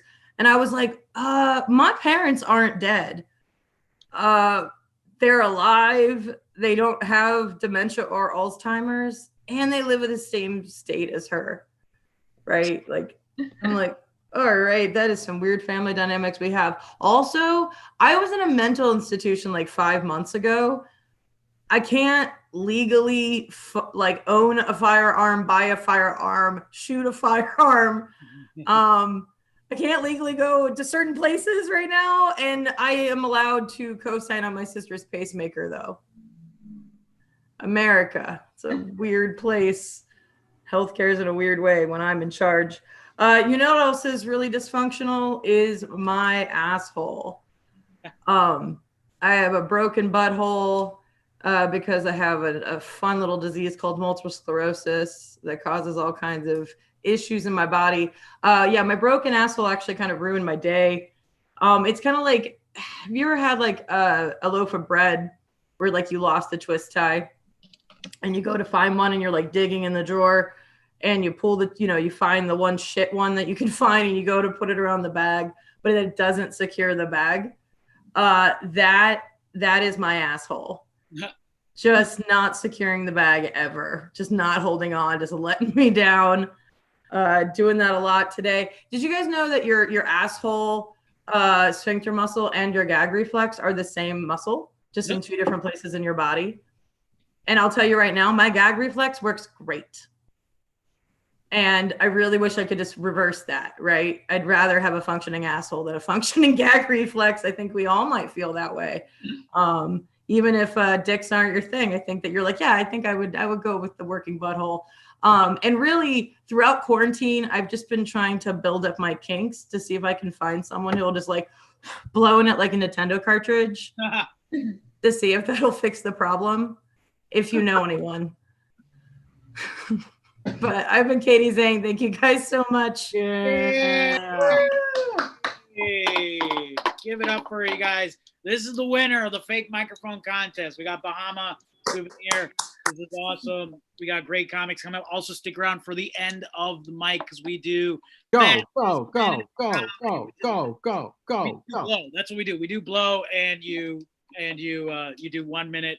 It's a kind of a redemption round. It's kind of fun. We yell go go go. Mark Hornbeck's thing is working now. We got the tech problems kind of figured out. This is awesome. All right. Hey, coming up next, he is a regular here at the Simulation 2000. Give it up for Callum Marullo. Thank you guys. Thanks very much. I realized doing like a lot of Zoom mics recently and seeing my face on camera. The goddamn camera on my laptop is of such like poor quality. I think I look a hell of a lot creepier on Zoom than I do in real life. Like I kind of look like I'm coming at you from like a bad dream right now, right? Like it's all hazy and it's scary looking, but yeah.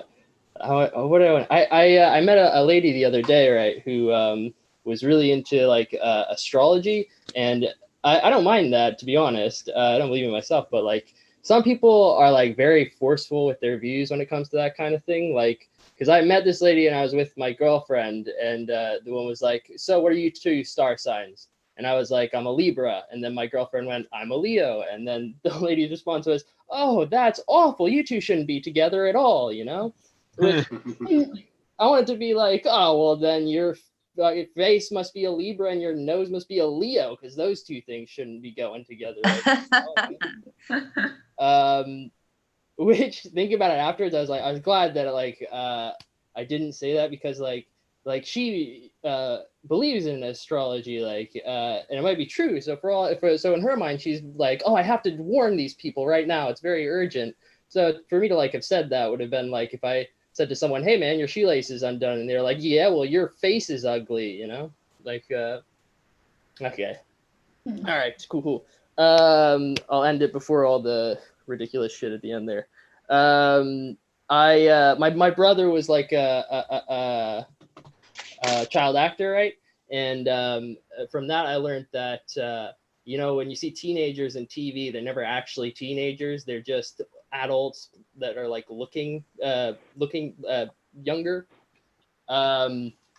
which is kind of a shame, you know. Like you never get like teenagers properly represented on TV. Then, like, the only time I've ever seen the teenage form really represented in a movie or something was A Nightmare on Elm Street, and that's not the adults playing teenagers. I'm talking about Freddy Krueger. That was the only time I've ever seen a teenager as they really are on the big screen. Okay. What else do I want to do? I was watching a video the other day. You know how like online you get like adverts of dating agencies next to it. This time I had an advert for a gay dating agency though, and I was like, whoa, what did I go on and Google to make it think I wanted that? And then I realized, you know, those Google algorithms are pretty good, actually. Maybe Google just figured out something that I hadn't right there. You know, maybe Google, you know, which it could well, because I have had sex with a man. I had sex with a man once, and they were pre-op transgender man, which I think is you have sex with someone like that, it's either the gayest way of being straight or the straightest way of being gay. I think that's the two options there, you know. And it was that was the first time I had sex as well. So like I realized like that your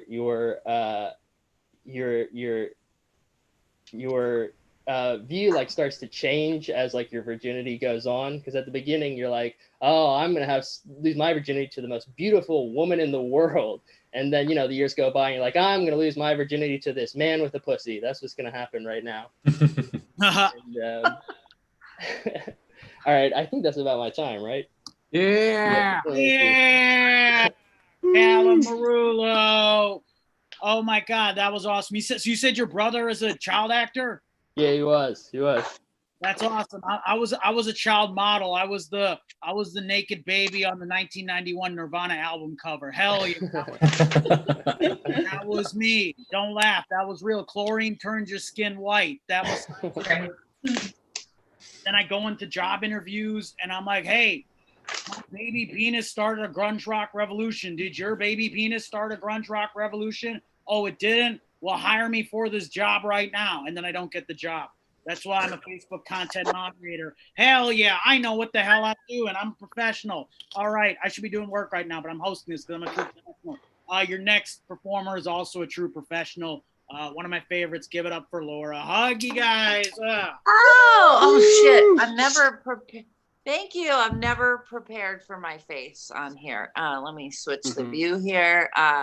Sometimes I'm really comfortable in these, like in my bed eating snacks, and I know comedy doesn't count if you feel good and you're having a good time. So, you know, but I'm glad to be here. I am using this downtime to really deepen my spiritual practices. I do a lot of prayer, meditation and affirmation.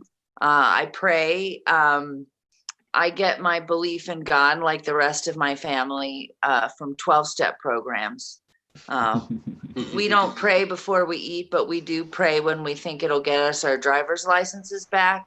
So, and God knows that those are the sincerest prayers of all. Yeah, so, and I do believe in God. I don't know exactly what I think God is. Here's what I hope God is not. I don't like the concept of God as the Father. And it's not because I have a problem with God being male. I just didn't want to go into the afterlife living with another single parent. It wasn't that fun, you know. I had hoped heaven would hold more for me than me cooking myself a lot of toast. So, yeah, I do go to a church. I go to a non-denominational Christian church. It's very inclusive, very LGBTQ friendly. And I like to say that right up top so that I don't get attacked for my beliefs by all my open-minded friends. So, you know, a lot of artists.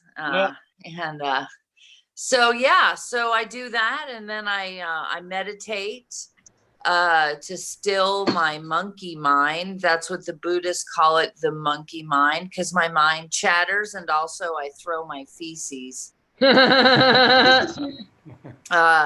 And then I do some positive affirmations. You know, when things are challenging, I turn the critic inward. You know, I feel insecure maybe about the way I look or whatever. And, you know, so it was suggested to me that I say this affirmation, even though I don't like blank, I still like myself. You know, every time I'm in a situation where I feel insecure, like at work, I got a promotion, I feel insecure. So I say that affirmation, even though I don't like my useless fucking coworker, Cindy. Fucking so sorry that there's so much work to do at work, Cindy. I still like myself. So I feel like it's helping as long as I don't say it right outside of her cubicle. What else?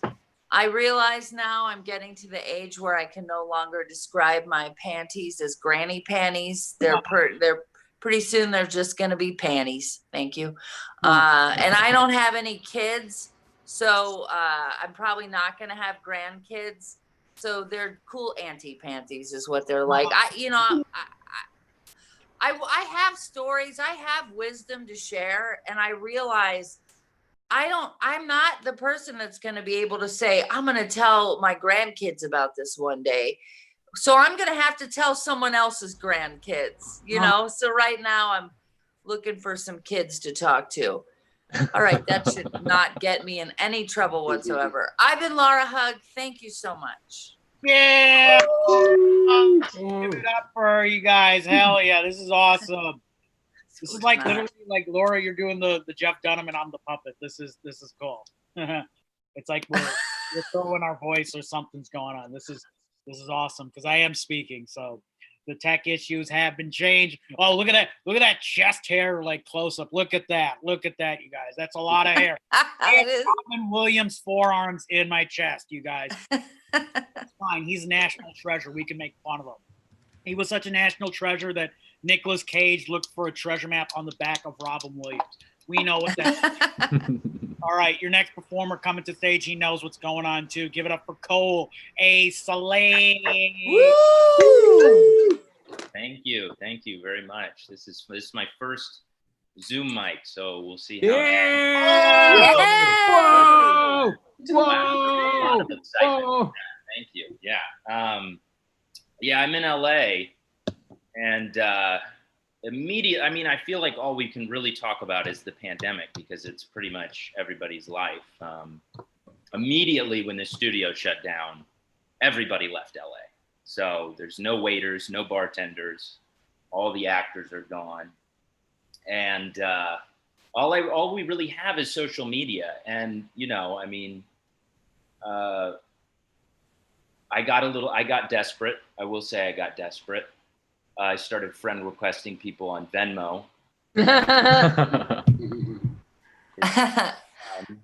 I don't need the money, but it is a very effective way to give somebody a panic attack from a distance. People I haven't talked to in years, and you know, I got a lot of very concerned emojis, like, oh, you okay, you know, because they didn't want to start a conversation with me. They thought I might ask them for money, and that's fair. That's fair. But Venmo is the only app when you friend request somebody on it, you secretly hope that they're doing better than you are. There's no other social app that applies to. Instagram, if you've just broken up with your fiance, publicly, I'm sorry. Privately, welcome to the club. It sucks being single. Same LinkedIn, you know, if you're still living with your parents, I'm going to watch Netflix conscience free tonight. I mean, I will have a clear conscience. I'm doing marginally better, not a lot. But I was very annoying. I should be timing this. Sorry. Go over. But yeah, I recently started retweeting people's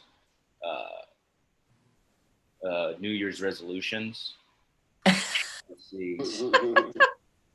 I thought it was mid-year.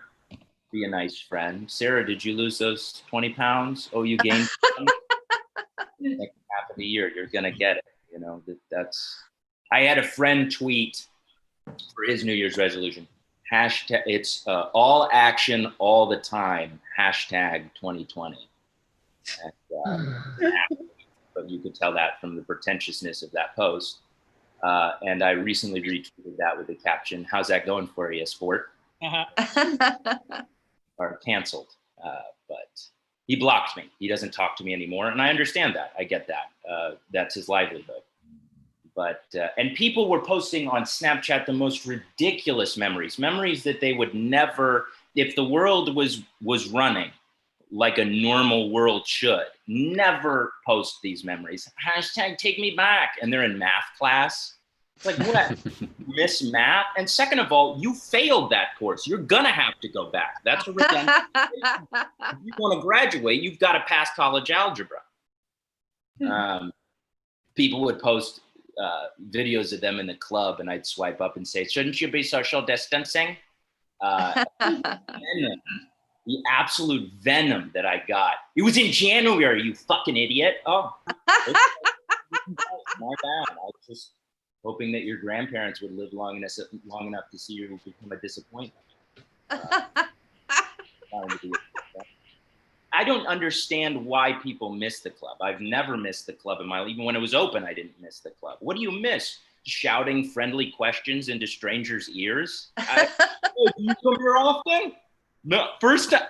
Huh? Okay, same. I'm alone in the corner. Yeah. Oh, you gotta go? Okay. All right. Cool. Yeah, no. I'm not gonna be friends. I'm gonna stay here. You miss that. Just go to a recycling plant and stand next to the trash compactor. And it's similar. You know, there's no music, but it smells, it's loud, and you're surrounded by garbage men. So it's not that much of a difference. That was time. Yeah.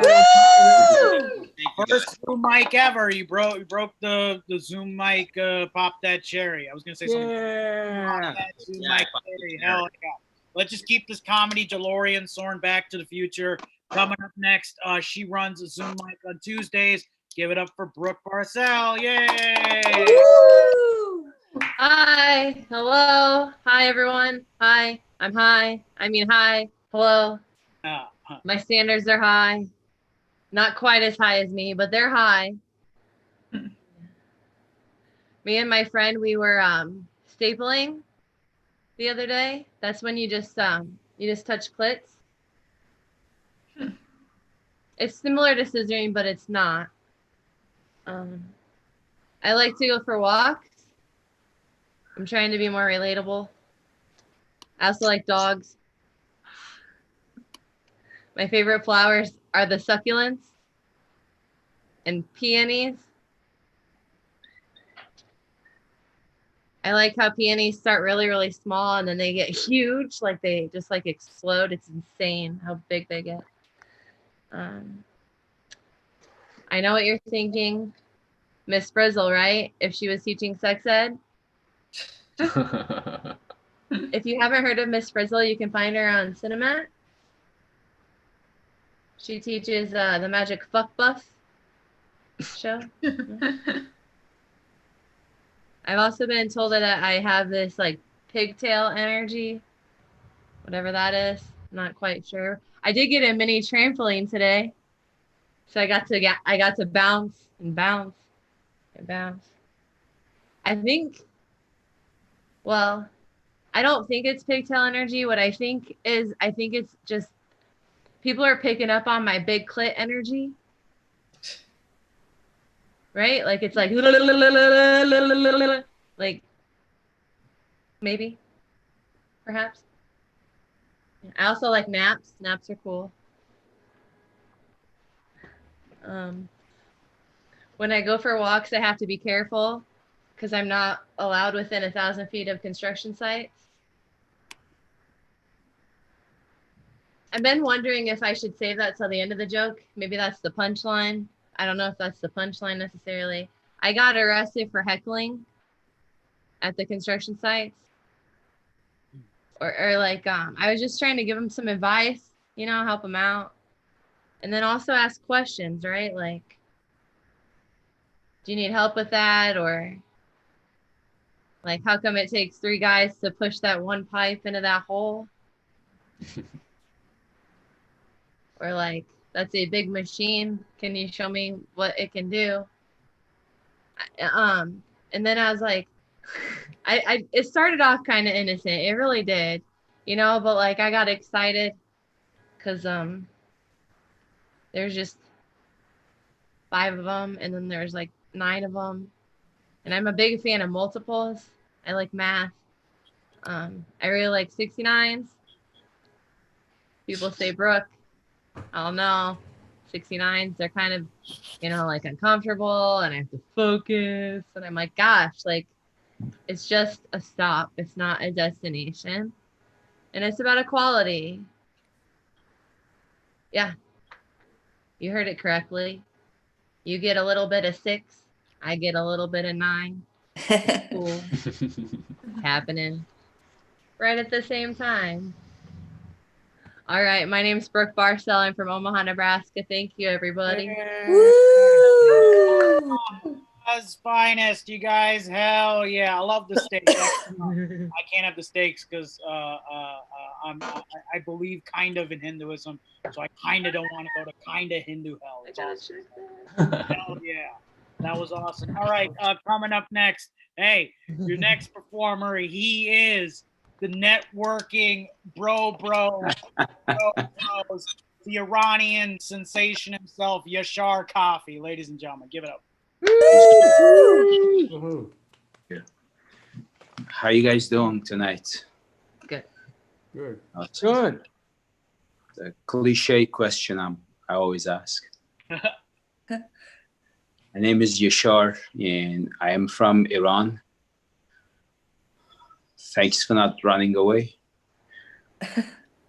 The other day I was reading an article on the new fashionable trends and I learned that nowadays a Caucasian guy who grows a long beard is called a lumbersexual.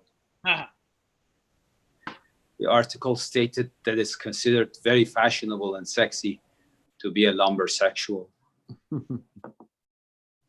You see, if I grow the same beard, the same exact beard, I'm gonna look Al-Qaeda sexual.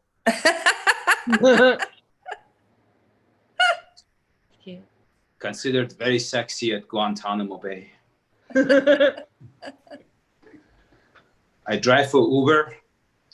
The other day I dropped off a passenger and I got a new passenger. I went to pick her up. Her name was Sibyl. Sibyl is a Turkish name. Before I picked her up, she called. She said, "Hi, Yashar. This is Sibyl." I said, "I know. I'm coming to pick you up." She said, "Yashar, you're my Uber driver." I said, "I already told you. I know. I'm coming to pick you up. It's Uber X, not Uber Special Ed." She said, "Yashar, do you speak any Turkish?" I said, "No, I don't speak any Turkish." She said, "How come you have a Turkish name, but you don't speak any Turkish?" I said, "Because 500 years ago, when your ancestors invaded the Persian Empire, they raped us. And then after they left, besides their jizz, they left some of their names behind. And my parents named me after one of those rapists. That's why I have the name of the rapist, but I don't speak his language. Very interesting. Then I'm looking forward to be speaking in Turkish with you. So I hung up, and then I canceled on that rapist whore.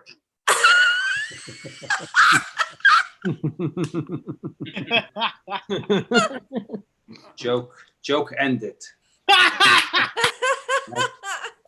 I like these mics that people are laughing at, like non-PC jokes, because I did a bunch of woke rooms, like Zoom mics that were done by woke comedians, and it was extremely uncomfortable because there were no jokes. There were like 20 to 25 woke premises with no punchlines, and then they jerked each other off like, wow, that was just amazing, that wage gap joke you did, bro.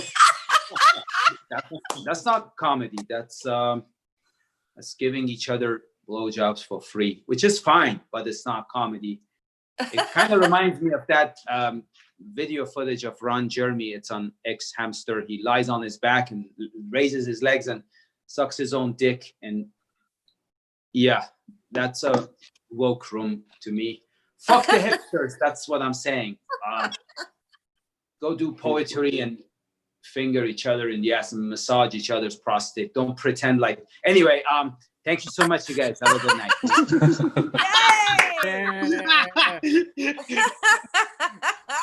Like the fluid transition. It was just like fingering. Okay, now thank you very much. Like it was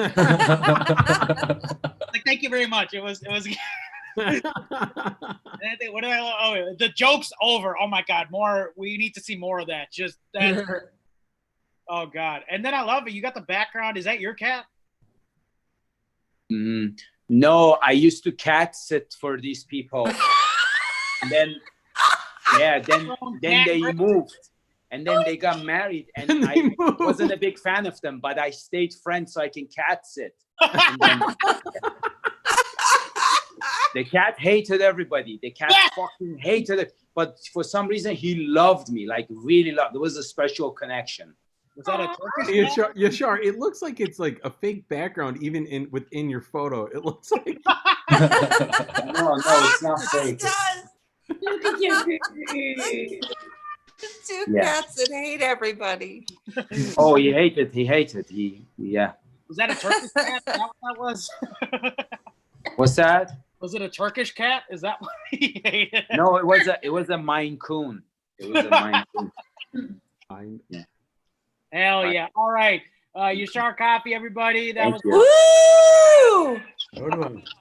Hey, your next comedian. Oh God, she is a staple of Chicago. One of my favorites. Give it up for Kate Cullen. Yay! Yeah, I was trying to put myself on grid so it wouldn't look so stupid. But hey, does anybody know any Karens that are actually Karens?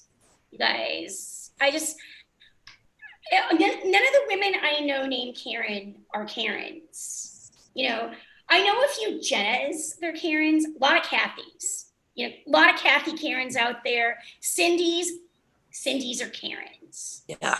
Why don't they just call them Cindy's, okay? Cindy's are Karens. Most of the Karens I know are actually really cool, laid-back people. Of course, you know, I mean, I haven't seen any of them since, you know, middle school, but, you know, maybe they grew up to be bitches. I don't know, but I've never met a Karen who was a Karen. I just had to share that with you all right now. Although I think with all the PC stuff going on with mascots, 100 years from now, is there going to be a team out there that has a mascot, the Fighting Karens?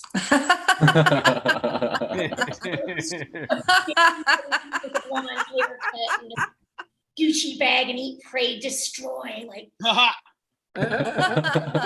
your manager. The birds.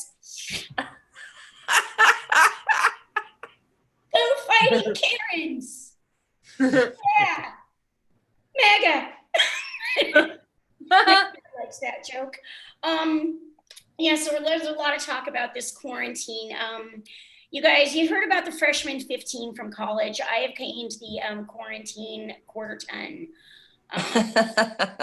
Because I mean, there's been talk about, yeah, I could have done exercise and gotten a new bod during quarantine. But you know what else I could have done? Watched true crime, and eat ho-hos. Because that's how I roll. Actually, I have freeways with Ben and Jerry, and I make my cat watch. I'm just saying. Yeah. Nothing tastes better than chocolate-covered feelings. Feelings are actually just like fine wine. You can pair them with things like, well, anger pairs good with potato chips because it's all salty, and chocolate pairs good with just everything else. If I'm horny, I eat chocolate. The darker, the better. Oh, that's a lie. I actually, dark chocolate's good for you, and I only like things that are bad for me. Cheese also makes me hot, just cheese. But, the album chocolate and cheese, it just, because it's my two favorite foods right there, it just makes me come right there. Chocolate covered. They're wonderful. Yeah. During the quarantine, there's a lot of work from home going on. I am working from home. I like to make it as much like my work environment as possible. So I wear my work lanyard. I mean, I don't wear pants or brush my teeth. I wear my work lanyard because I'm professional. And I make sure to not change my cat's litter box because I want that smell of the Red Line commute. If I can just train my cat to ask me for money, I'm homeless. No, you're not homeless. You're not homeless, okay? Stop acting up, And, cats are awesome. I mean, I call it unconditional love. A lot of other people might call it Stockholm syndrome. Owning is great. Yeah, pet owning is amazing. Yeah. I think I've gone over my time. Bye. Woo! Good to see you, Kate. It's been a while. Also love the glasses. They're awesome. Thank you. Hell yeah. All right, coming up next, you guys, and don't forget to stick around till the end of the mic for the fastest. Go. Fucking comedy. Go. It's nuts. All right, coming up next, your next performer. He could run his own Taekwondo studio. Give it up for Corey Strike. Thank you, Pratik. That is very generous and very incorrect. I have bones like a bird, very brittle. I got so bored over this quarantine, guys, that I started listening to country music. It's fucking shit, but it did inspire my girlfriend to come up with a new sex position. So she calls it the Willie Nelson. It's not really an intimate dick squeezing like you might be imagining, though. It's just where she goes out for sex on the road again. So fuck. My girlfriend did recently tell me that I have a monster cock, but then clarified that she meant a pocket monster.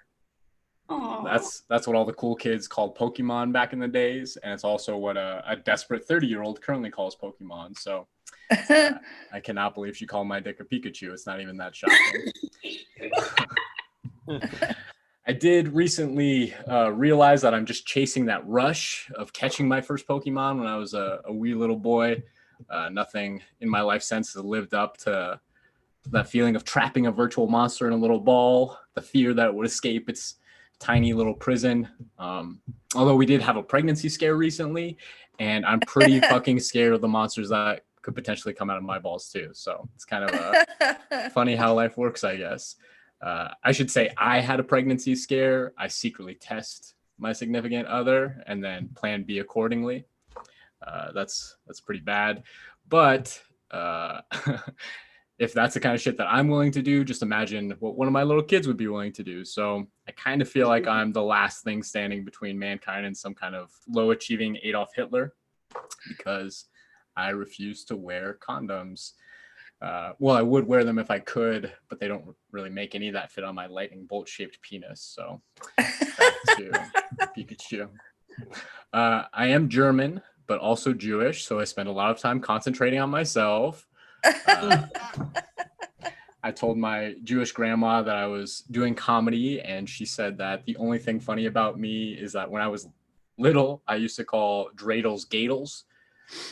I don't know. In my defense, my older brother told me that the only thing you use a gadel for is shoving them up your butt to stop Jesus from getting in. So terrified of ghost Jesus there. But it's like, Jesus, grandma, enough with the roasting. I thought Jews were supposed to be a gas. They call it Plan B because it isn't supposed to be your first option. So I found a generic called the After Pill that is much cheaper and much more on brand for what I'm going for. $15 a pop. Still does seem pretty expensive to me to potentially kill a child. And that's how I know I am a monster. So there we go. Before I started going out with my girlfriend, I was bisexual. A lot of people don't really approve of that lifestyle where I live, especially the cops, but buying sex was the only way I could get laid at the time. So fuck the police if you can. I haven't been able to find any police officer prostitutes, but there are prostitutes that will dress up like cops, just not in my price range. I can only afford the meter readers, although it is awkward trying to angle my dick up into the change slot there. It's tight. I can't believe all those meter maid jobs, though, have been replaced by the digital kiosks. What is the world coming to? You know, it's like robots taking all our jobs. When I do have sex with those machines, I'm almost always coming to the idea of getting my semen on a president's face. I think Barack Obama said it best, be the change you want to semen. But I really want them to release a new 2-cent coin with Trump's face on it, because that is the cheapest masturbatory aid I can think of. Jizzing lightning bolts just thinking about it. I guess that makes me a Pikachu. Yay! You pointed and it went to me. That was weird.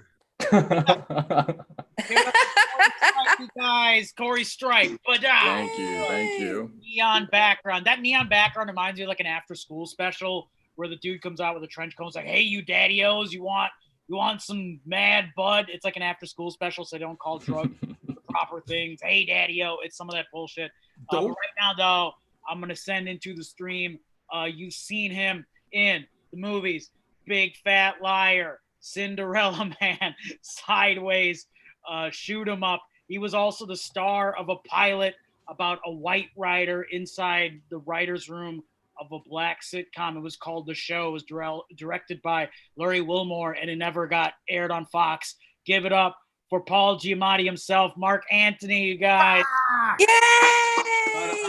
That was a lot of setup just because we talked about Paul Giamatti. A lot of setup, baby. So I'm back, guys. We got 8 more comics in the fastest minute. I posted the next batch of 5. That's really fun.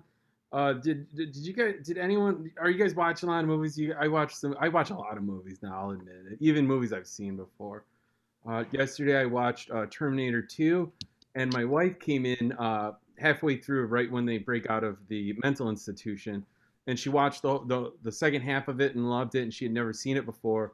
So I just restarted it, and then she watched the first half, and all she said was, "Oh, so that's why Arnold's wearing that biker gear." Like, that was the only confusion of the entire premise of a time travel movie with 2 autistic robots chasing a kid on a dirt bike. That was all she had was, "Oh, that makes sense. I was wondering about that leather jacket this whole time." I'm just gonna bring our next comedian down, guys. We got the fast minute coming up soon, but we got another Chicagoan coming up now. This is pretty great. I'm just looking for her right now. Wait, are you here, Laura? I'm here. Yeah. See, I take over and I fail. Please welcome Lauren Harsh. Woo! It's nice to follow someone who's also part of the Puns About Last Names Club. When I was a kid, I was like, I can't wait until I get married so I can change this last name. But like, now it's serving me pretty well. That is my government name. Like, I have been asked if it's a stage name, but yeah, anyway, moving on.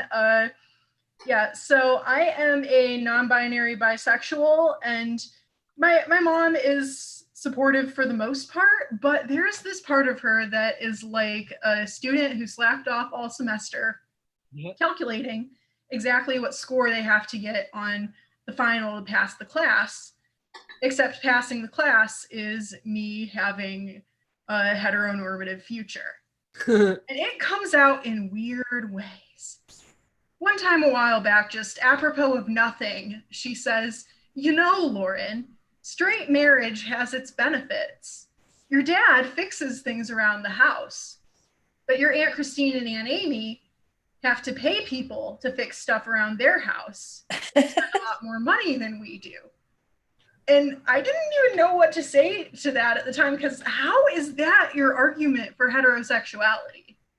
Like, oh, men are handy sometimes. Like, okay, you know, men don't have a monopoly on handy, right? Like, you've met lesbians before.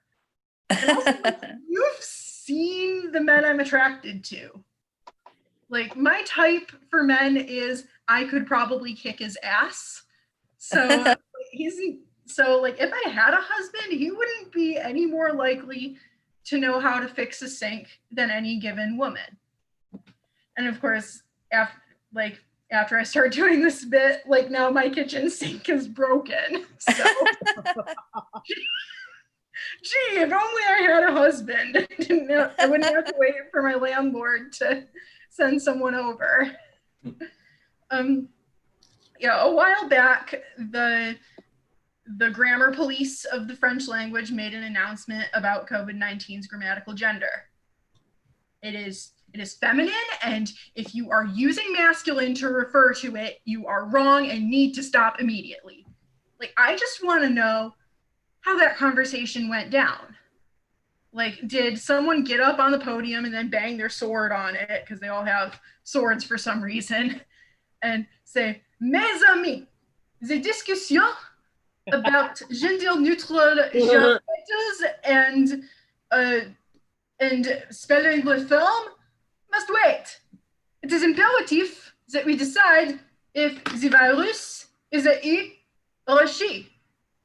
And since this institution is all like 70-year-old white men, like, there was probably some sexist boomer humor logic in their arguments. Like, someone probably started with, "Anything that is this efficient at killing people must be a man." And the rebuttal was, "Mais monsieur, the virus has closed the pubs, cancelled the sports, and forced the husbands to stay at home with their wives. Obviously, it is a woman." All right, I've been Lauren Harsh, and I hope I didn't harsh your vibe. Yay! Woo! Lauren, were you talking about Corey's last name being a pun? Is that what you're? Yeah. Because my entire first and last name is just random 4-letter words, like, that could be used outside of it. Like, no, that's the sex position, the hornback. My last name, yeah, it's 2 body parts, and only one of them's human as well. I don't know where it. Like, my last name is Hornback, which sounds like a command to a marching band. That's all I know about. Oh, God. Our next comedian, holy crap, you may recognize him. Well, actually, I saw him recently yelling at traffic, which is very strange. But please welcome Paul Kilmer. Woo! How you doing? Good. So I'm Paul. I sexually identify as a 37-year-old white male from Plainville, Connecticut. I'm a professional magician, which makes me extra terrifying to me. Oh. I know that's the only thing I can do. I do that kind of comedy where no one laughs. I don't have free rely on silly sight gags. Whoa. No. I just want to let everybody know that I did that first thing completely blind, so now my fingers hurt. So I'm gonna show you guys how to do a trick. Ow. I'm gonna show you guys how to do a trick. I only got like 2 seconds, but you need a paper bag. you need a paper bag, you need an orange juice. You take the orange juice and place it inside the paper bag. And then you need a magic wand. This is my magic wand. Beef stick.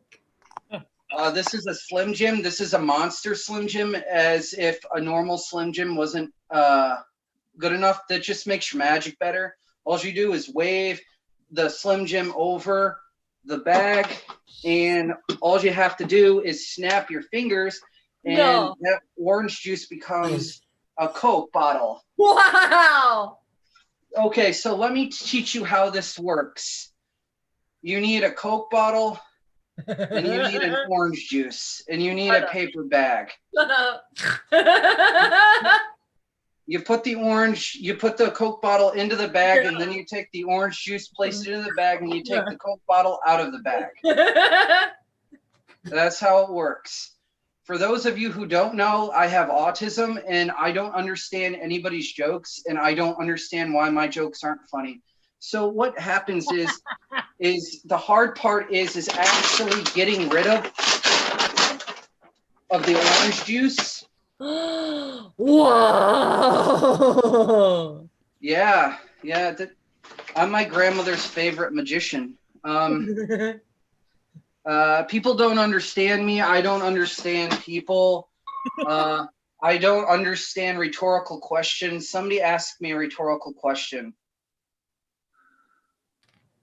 You really want us to ask you a rhetorical question? Yeah, give me a shoot. Somebody asked me if a bear shits in the woods. Does a bear shit in the woods? I hope so. I wouldn't want it shitting anywhere else. Oh, God. Anyway, let me do this rope trick. You take a piece of rope and you catch it, and you can make a knot.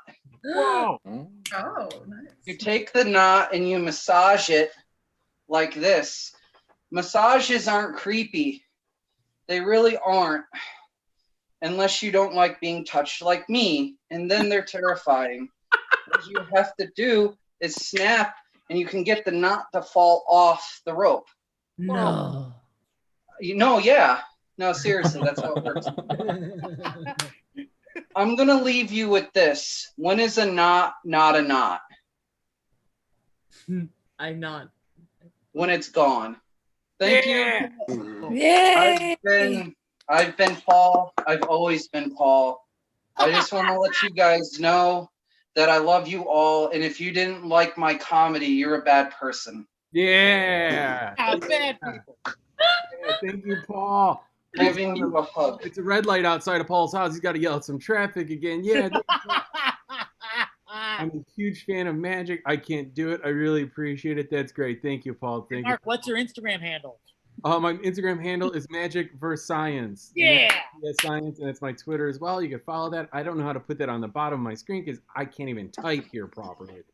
Our next comedian, he can type properly, and I liked his cat.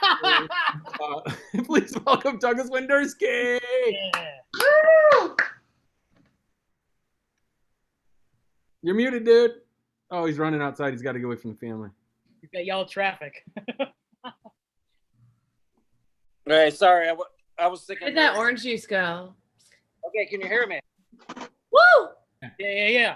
Okay, so I somewhat recently became a first-time cat dad, and I'll say it didn't take long for me to realize that I could be in the running for best cat dad ever, or if not that, at least rookie cat dad of the year.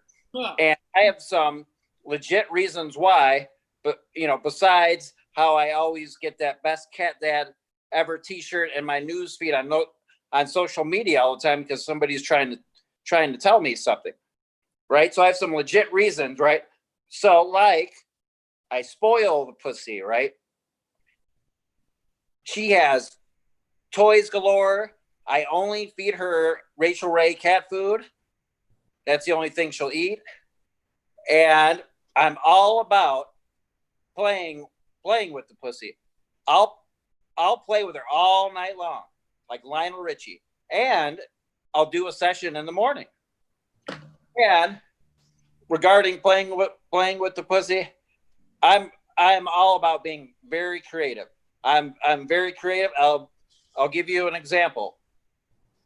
All right, so like this chicken, right? This toy cat toy, it's a chicken. So first off, when I'm throwing my chicken, or when I'm tossing my chicken, right, for my pussy, I'm not like get the chicken or whatever, right? Like I'm feeling it, right? And so basically, before I'm tossing the chicken, I'm feeling it, right? So as soon as I touch the chicken, I'm going bark, bark, bark, bark, right? That gets the pussy going a little bit. It gets me going a little bit, right? And so when I'm throwing the chicken, I'm not like get the chicken or whatever, right? Like I'm feeling it like you know, like a good amount or whatever. And so I'm like, get the flying chicken, you know, that kind of thing, right? And related to that, so it's a similar experience or situation that shows, you know, like why I'm worthy of being like nominated Rookie Cat Dad of the Year, that kind of thing, how I get creative. Okay, so I have a similar thing that's called the flying zebra. Okay, and so this is basically a zebra head, and this with basically like feathers, looks like bird feathers, right? And so basically, you know, when I'm throwing that, you know, I'm not like get the zebra or whatever, you know, like I throw that and I'm feeling it. I'm like flying zebra as I launch it in the air, right? And so similar to that, I have a cat toy. It's a Mr. Bill. As soon as I bust that out, I'm going into Mr. Bill mode, right? I'm like, oh no, Mr. Bill, oh no, you know. And then I'll say something like, Mr. Bill, I'm about to punt you across the living room like a football. And then I'll have him go, oh no, punt me across the living room like a football. You know, and then when he's in like midair, I'll have him going like, oh no, you know, and then I say something like, and my cat Rose is about to eat you for dinner. And then he's like, no, don't let Rosie eat me for dinner. You know, like that kind of shit, right? And so, and recently I've been blowing a lot of bubbles for my catnip bubbles, right? She loves those. And that's like the most like meows per minute that I've seen. I mean, it's just great. Like a lot of happy meows when I'm doing that. And I have to say this, for anybody out there that doesn't have a cat, right, or that's been like a dog person, like me, I was always a dog person. But I'll say this: if you never consider getting a cat, try to be open-minded about it, right? And then go to a shelter, and get you some pussy. You'll be very happy you did. And if you do, by the way, here's a little tip. So if you know you're like a new cat dad or a new cat mom, and if you're doing a number 2. And if your cat comes in there, it's like hanging out with you while you're doing a number 2. It may freak out at first, but I think it's okay. I think other cats do that too occasionally. Maybe not every other, but I think some others do. So don't like freak out. All right, I feel like Douglas is the sex education counselor at camp this year. I feel like I understand a lot of things I didn't know going into that. Guys, do you remember Mr. Bill? Remember those Mr. Bill shorts? I do remember Mr. Bill. If you remember, our first showcase with Ian Abramson on his Sunday night quarantine, he revived Mr. Bill for some great stuff. It was awesome. Oh shit! Hell yeah! Check those out. I don't know where they're available. They're on Twitch. They might be lost because Twitch doesn't save your stuff. I'll stop talking about that, but go check out Ian Abramson. He's a great comedian, very funny guy we had on here. Guys, we got a few more comics. I will post who's on deck in a second. In the meantime, please welcome Kiki Anderson.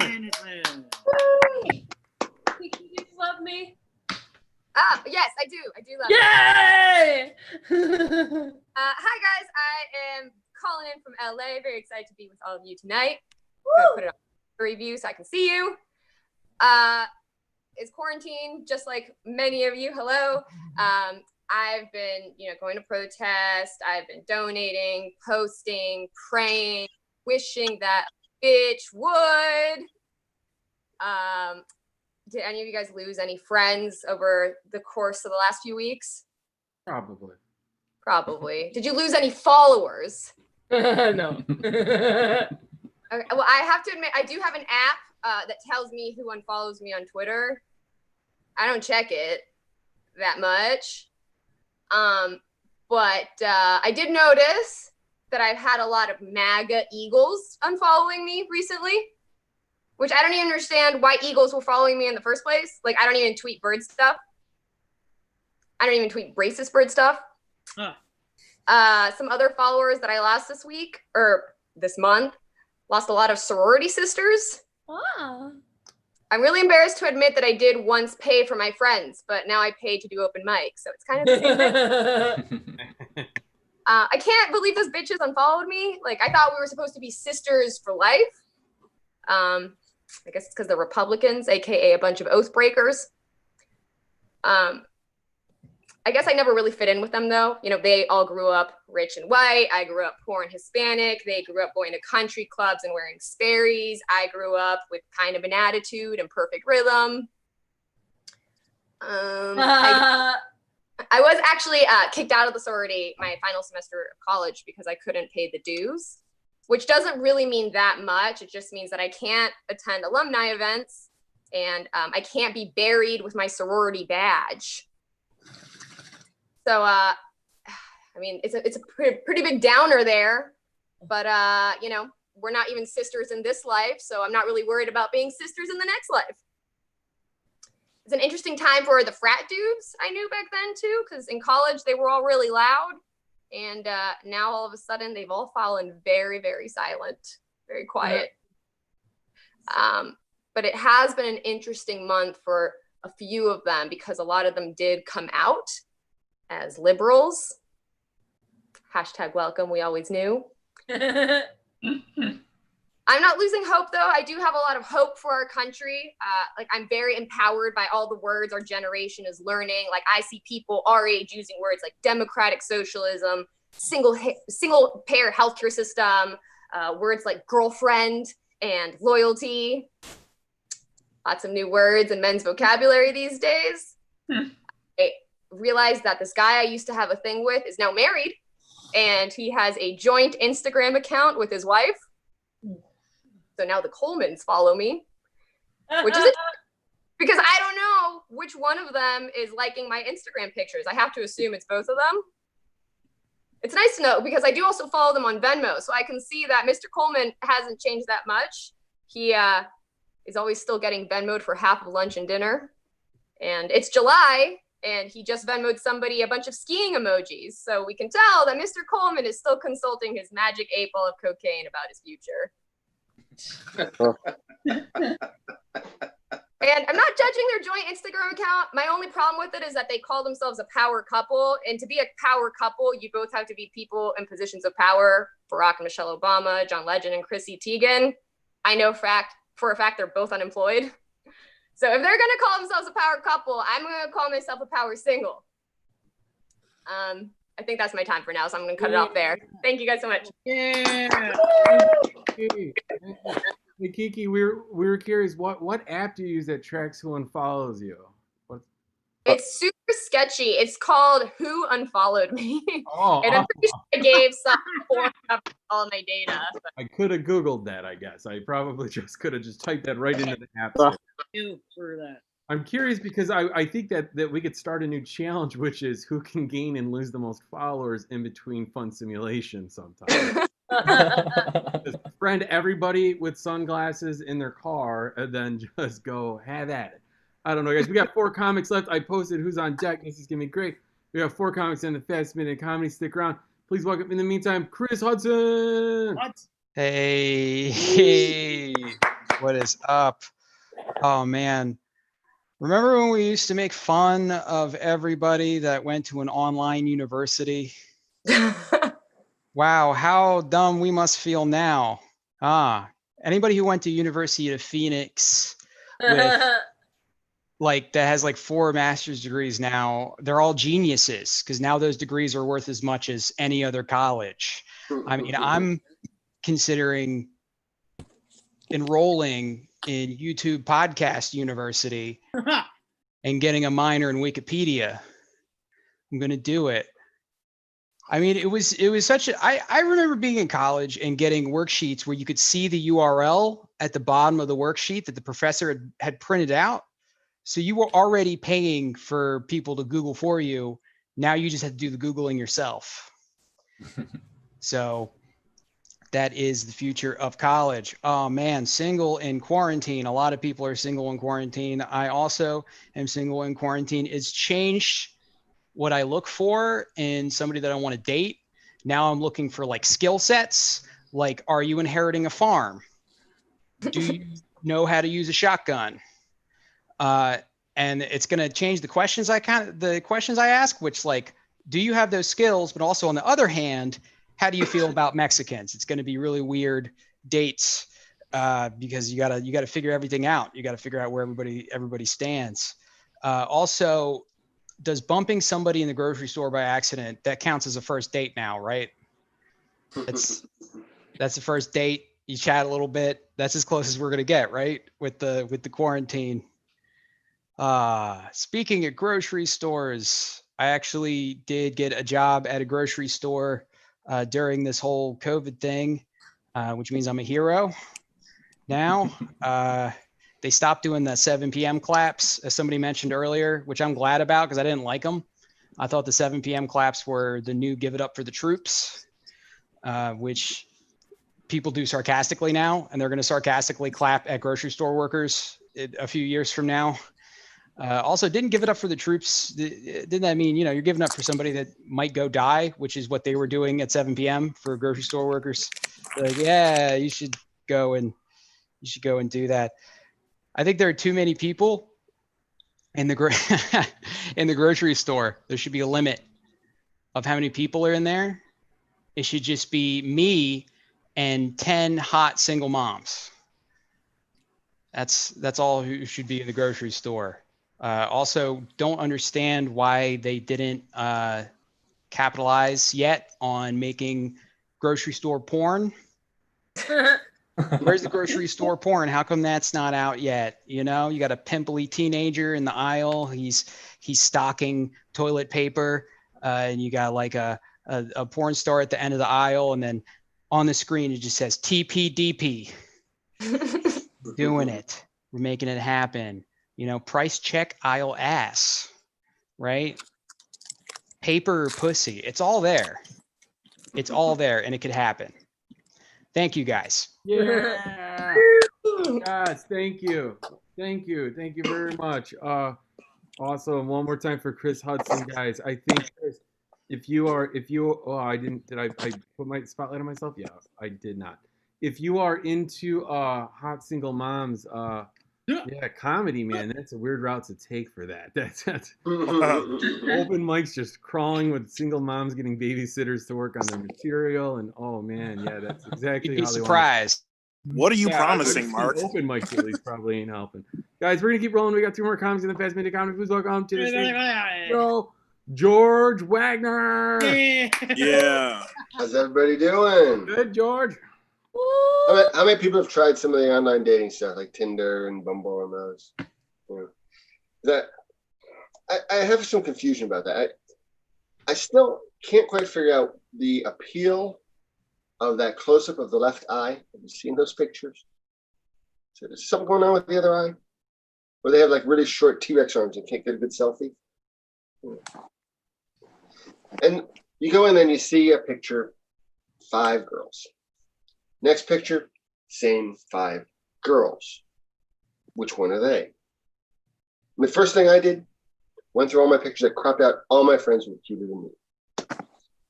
Well, I didn't have any friends cuter than me.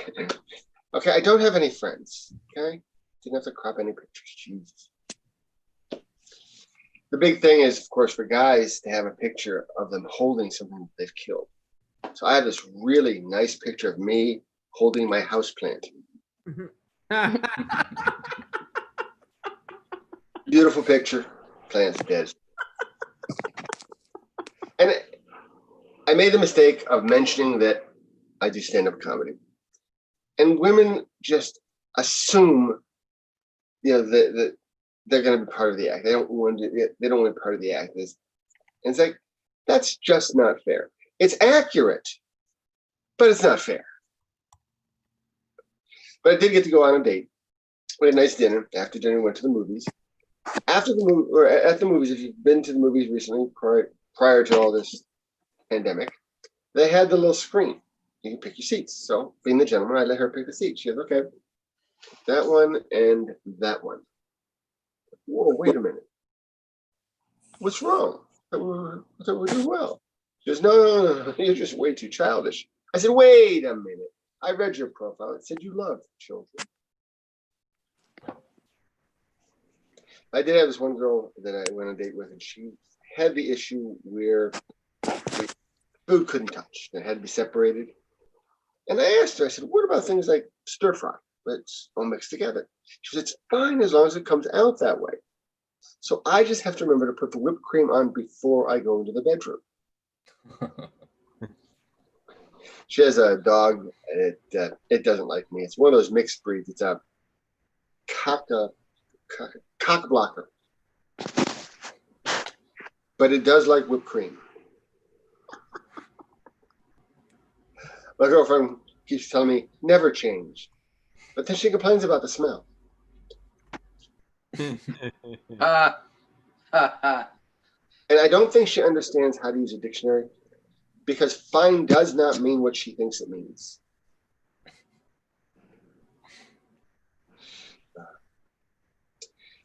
And with all this, the online dating, everything, your parents and grandparents always had that cute story of how they met. Okay? Our story is going to go like this. Well, Mom was really rocking those Daisy Dukes. Her ass was popping. And she must have liked my shirtless selfie in the bathroom, because she swiped on me, I swiped on her. We had a match. Went to Starbucks, had a coffee, decided to head back to my place, do a little Netflix and chill. You were born about 9 months later. No, I think we're going to have to lie through our teeth on that one, guys. That is my time. You guys have a great night. Thank you, Gio Wagner. Yeah. George the Gio Wagner. Guys, 2 more comments on the fastest minute in comedy. I'm going to keep trucking along. Pratik's liking the pacing going on now, I can tell. Please welcome Dan Wienko. Yeah. Hey. Yeah. What's going on, everybody? My name's Dan. I'm from Portland. Portland is where they say things like, don't use umbrellas. And what do you mean you're not going to harvest the placenta? Ew, is what I have to say to that. Yeah. Now, you can always tell you're talking to somebody from Portland if they can't seem to get to the fucking point. That is a Portland accent. I was doing lines of cocaine on my iPhone the other day with a stranger in the bathroom, and my phone unlocked and pictures of my kids popped up. And I don't know if this has happened to you, but I said to the guy, do you have kids too? He said, no, dude, that's fucked up. I said, well, that's very judgmental of you. And now you don't get the line I was going to give you. I was trying to be nice. Anyway, this is my time. I took my kids to the library the other day, and the librarian boldly handed them a book on addiction. The book was titled Daddy Loves Me, Daddy Has a Disease. I said, whoa, librarian, hang on to that book. What makes you think I love them? Of course I love my kids, but you can't go telling them that shit. They'll give up. They'll stop trying. Wind up being a hobby comic in a Zoom room by the time they're 44. Oh, drugs and alcohol were a lot of fun before I had kids, and now they're just a necessity. I got a tough conversation coming up with them. Lately, there's been this balance of joy that's off in the house because of COVID. They're home all the time. So three of the kids in my house are under the age of 10. So when 3 of them are having joy, there's no more joy left to be had in the rest of the room. They're loud. They want you to feed them. It's like running a zoo. And I don't like it. I need a better punchline for that. I don't know how much time do we get here. I feel like I should be done. 1 minute remaining. 1 minute. All right. I'll end with this because I'm still stumbling through it. I was listening to a podcast the other day of a comic that I am very fond of, and he's in his 50s, and he was talking about how Phil Collins in Genesis is one of the best underrated rhythmic drummers of all time. True. And I was like, well, that's interesting. So I went on an exercise and I pulled up some old Genesis from 73.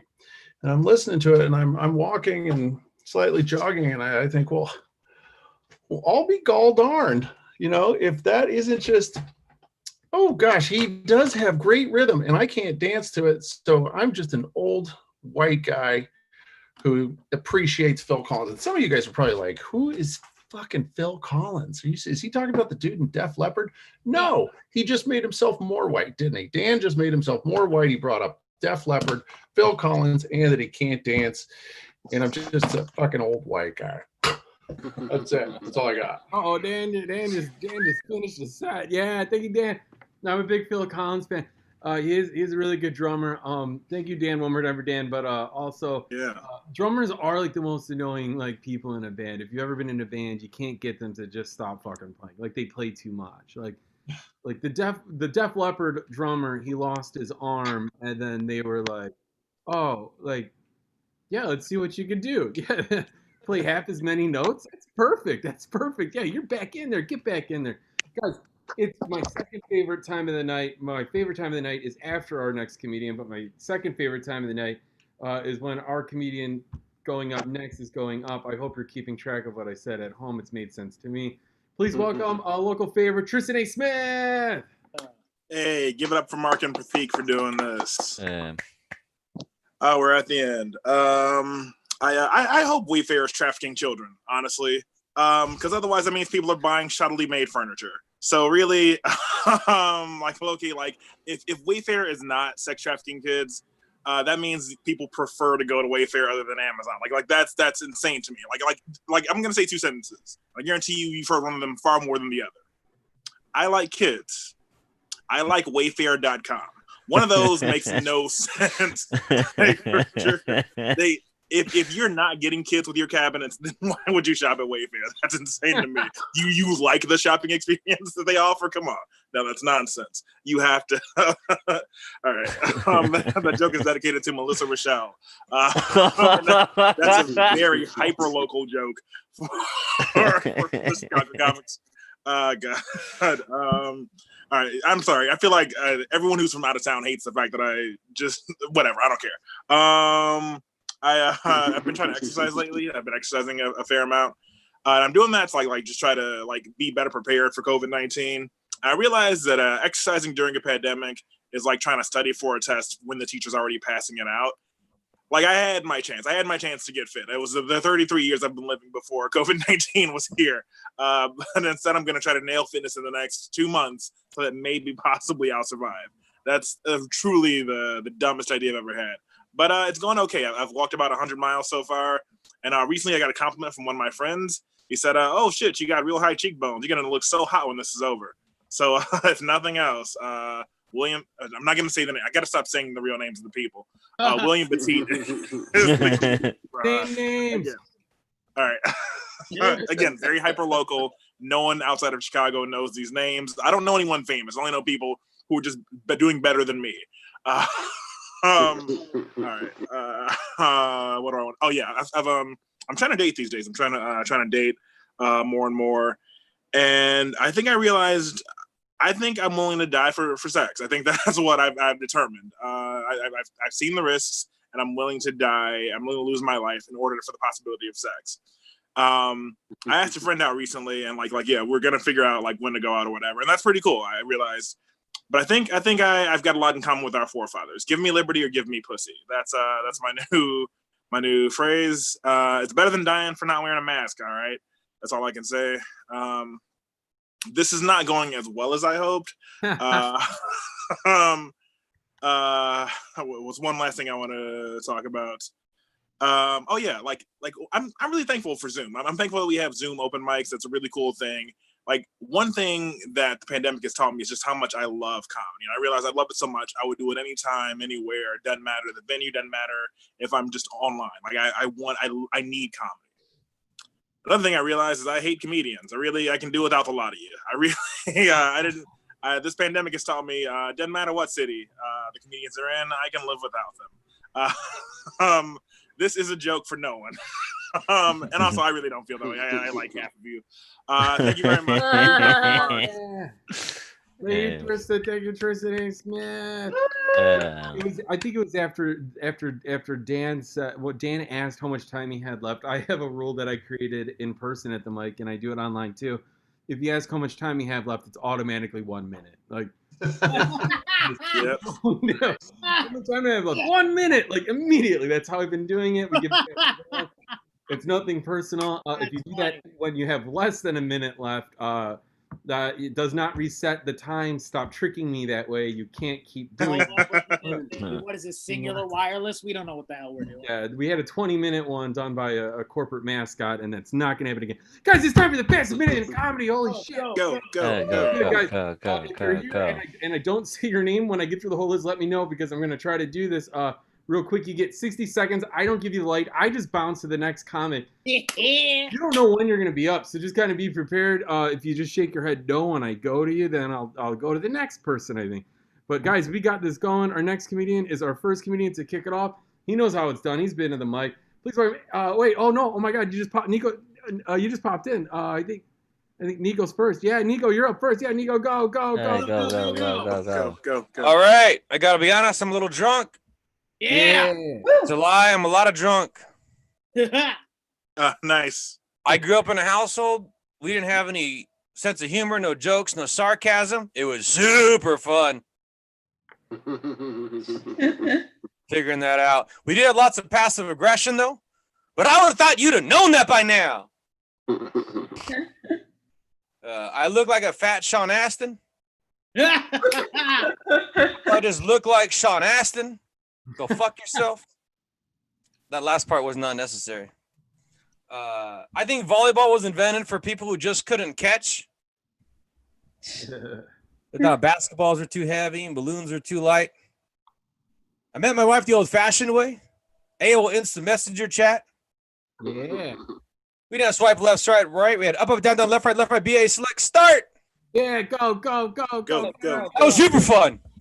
Hey, I talk about being a virgin a lot, and I have this weird fantasy that if the girls I liked in high school could see me do stand-up now, that they'd like me, which is stupid. Because that's like being like, hey, remember in high school when I was a virgin and I kept it a secret? Well, now I brag about it. It changes everything. All right, that's it. Go. Hey, Pratik, are you gonna do a minute? Pratik? Let's do it. Go. Hey, I know there's all this talk about vegan KFC. You know what I'm not a fan of? You know what I'm not a fan of? Vegan steaks made by a 3D printer. I don't need to eat anything that comes from a printer. I don't want Kinko's to become a steakhouse. I don't want to make something that looks like a Lego. I don't want to get my A1 steak sauce from Office Depot for $79.99 rebate. I don't need that shit. Go. Go. Our next comedian is wait. Brooks Marcel. Go.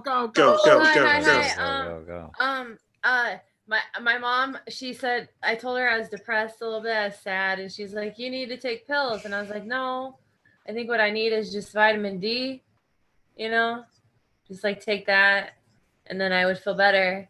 And I think vitamin D is dick. And I feel like if you can't get that, then one should be given to you, appointed to you by the state. It shouldn't be it should just be sorry. I don't get sick, but yeah, community dick. Yeah. I don't want just anyone. I want a special, I don't know. I just don't want to have to look too hard, and one should be given to you. It just should be a right, but not one that you should take, just one that should be given. The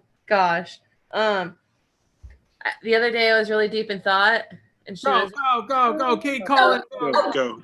Hi. So if you eat, if they say at Olive Garden, when you're here, you're family. Does that mean that when you're done eating here, you just really want to kill yourself? I mean, my family wants me dead. I mean, 1 year for Christmas, they got me all kinds of suicide shit. But hey, that's an old joke. Masks are cool.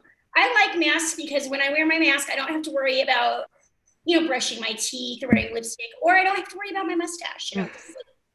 Totally saves me money on makeup. And I'm into affirmations. The other day, I looked at myself in the mirror. I said, Kate, I love you. My reflection said she just wanted to be friends. And be friends. Oh my God. Go, Lauren Hart. Woo! I'm on the spectrum, and there are a lot of stereotypes about us autistic people that have no basis in reality.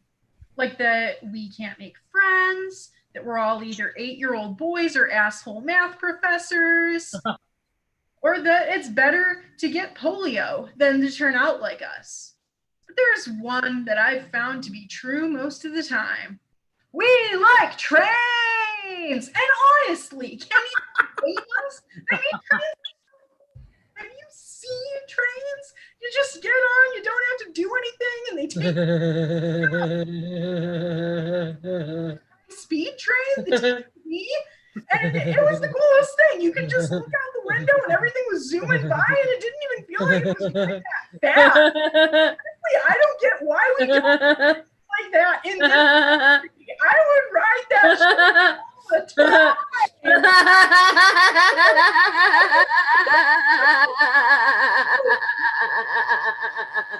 It's the train. Go. Hey guys, it's Paul from before. I'm also on the spectrum, but I don't like trains. Still trying to nice. I'm trying to gain the love of my dad. He was afraid that I might turn out gay, so he wouldn't let me play with Legos. But I got good news for him. I'm totally straight and I have a fiance.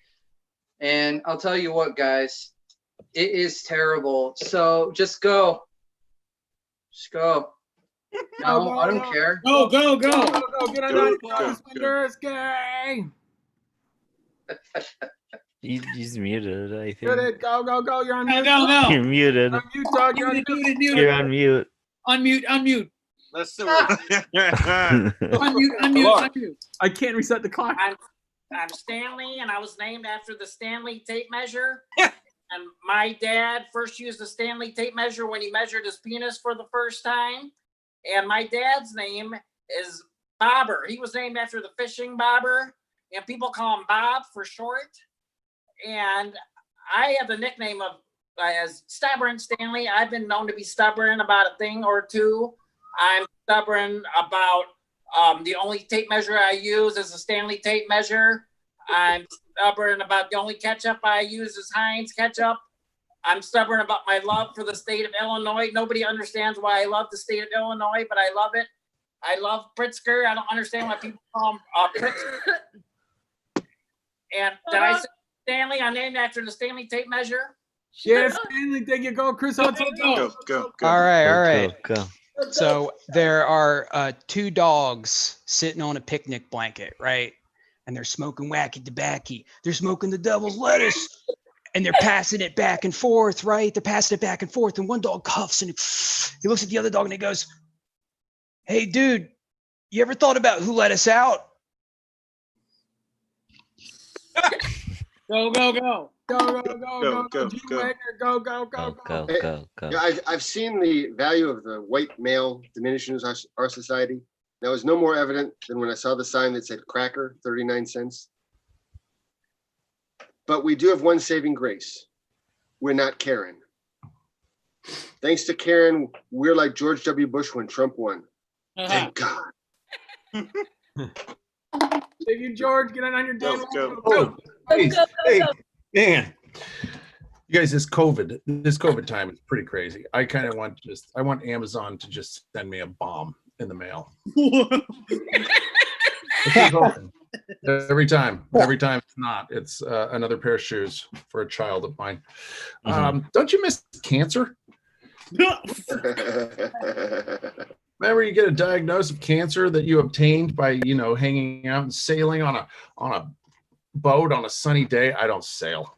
Just so you know, I'm talking about getting sunburned. I wasn't planning on doing any of this. But geez, you'd get 4 months or 5 years to say goodbyes and take some drugs and kind of just glide on out easily. Now you get 5 days and a stranger in a hazmat suit. Scary times is what I'm trying to say. What I'm trying to say is that my vision board these days is an engulfed fireplace that's just raging. That's my vision board. Thank you. I've been Dan Wiako. Yeah. Go. I'm starting to think autistic means white. And it's not because I don't think Black autistic people exist. It's because I don't think Black autistic people exist in comedy. Because Black autistic people are too busy being shot by the cops. Yeah. It can be true and funny. All right. Is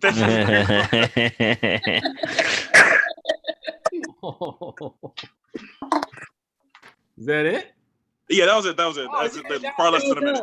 Thank you, Tristan A. Smith. I was still recovering from that one. That was good. We did it. I love you all. Thank you for coming out. You're all too awesome.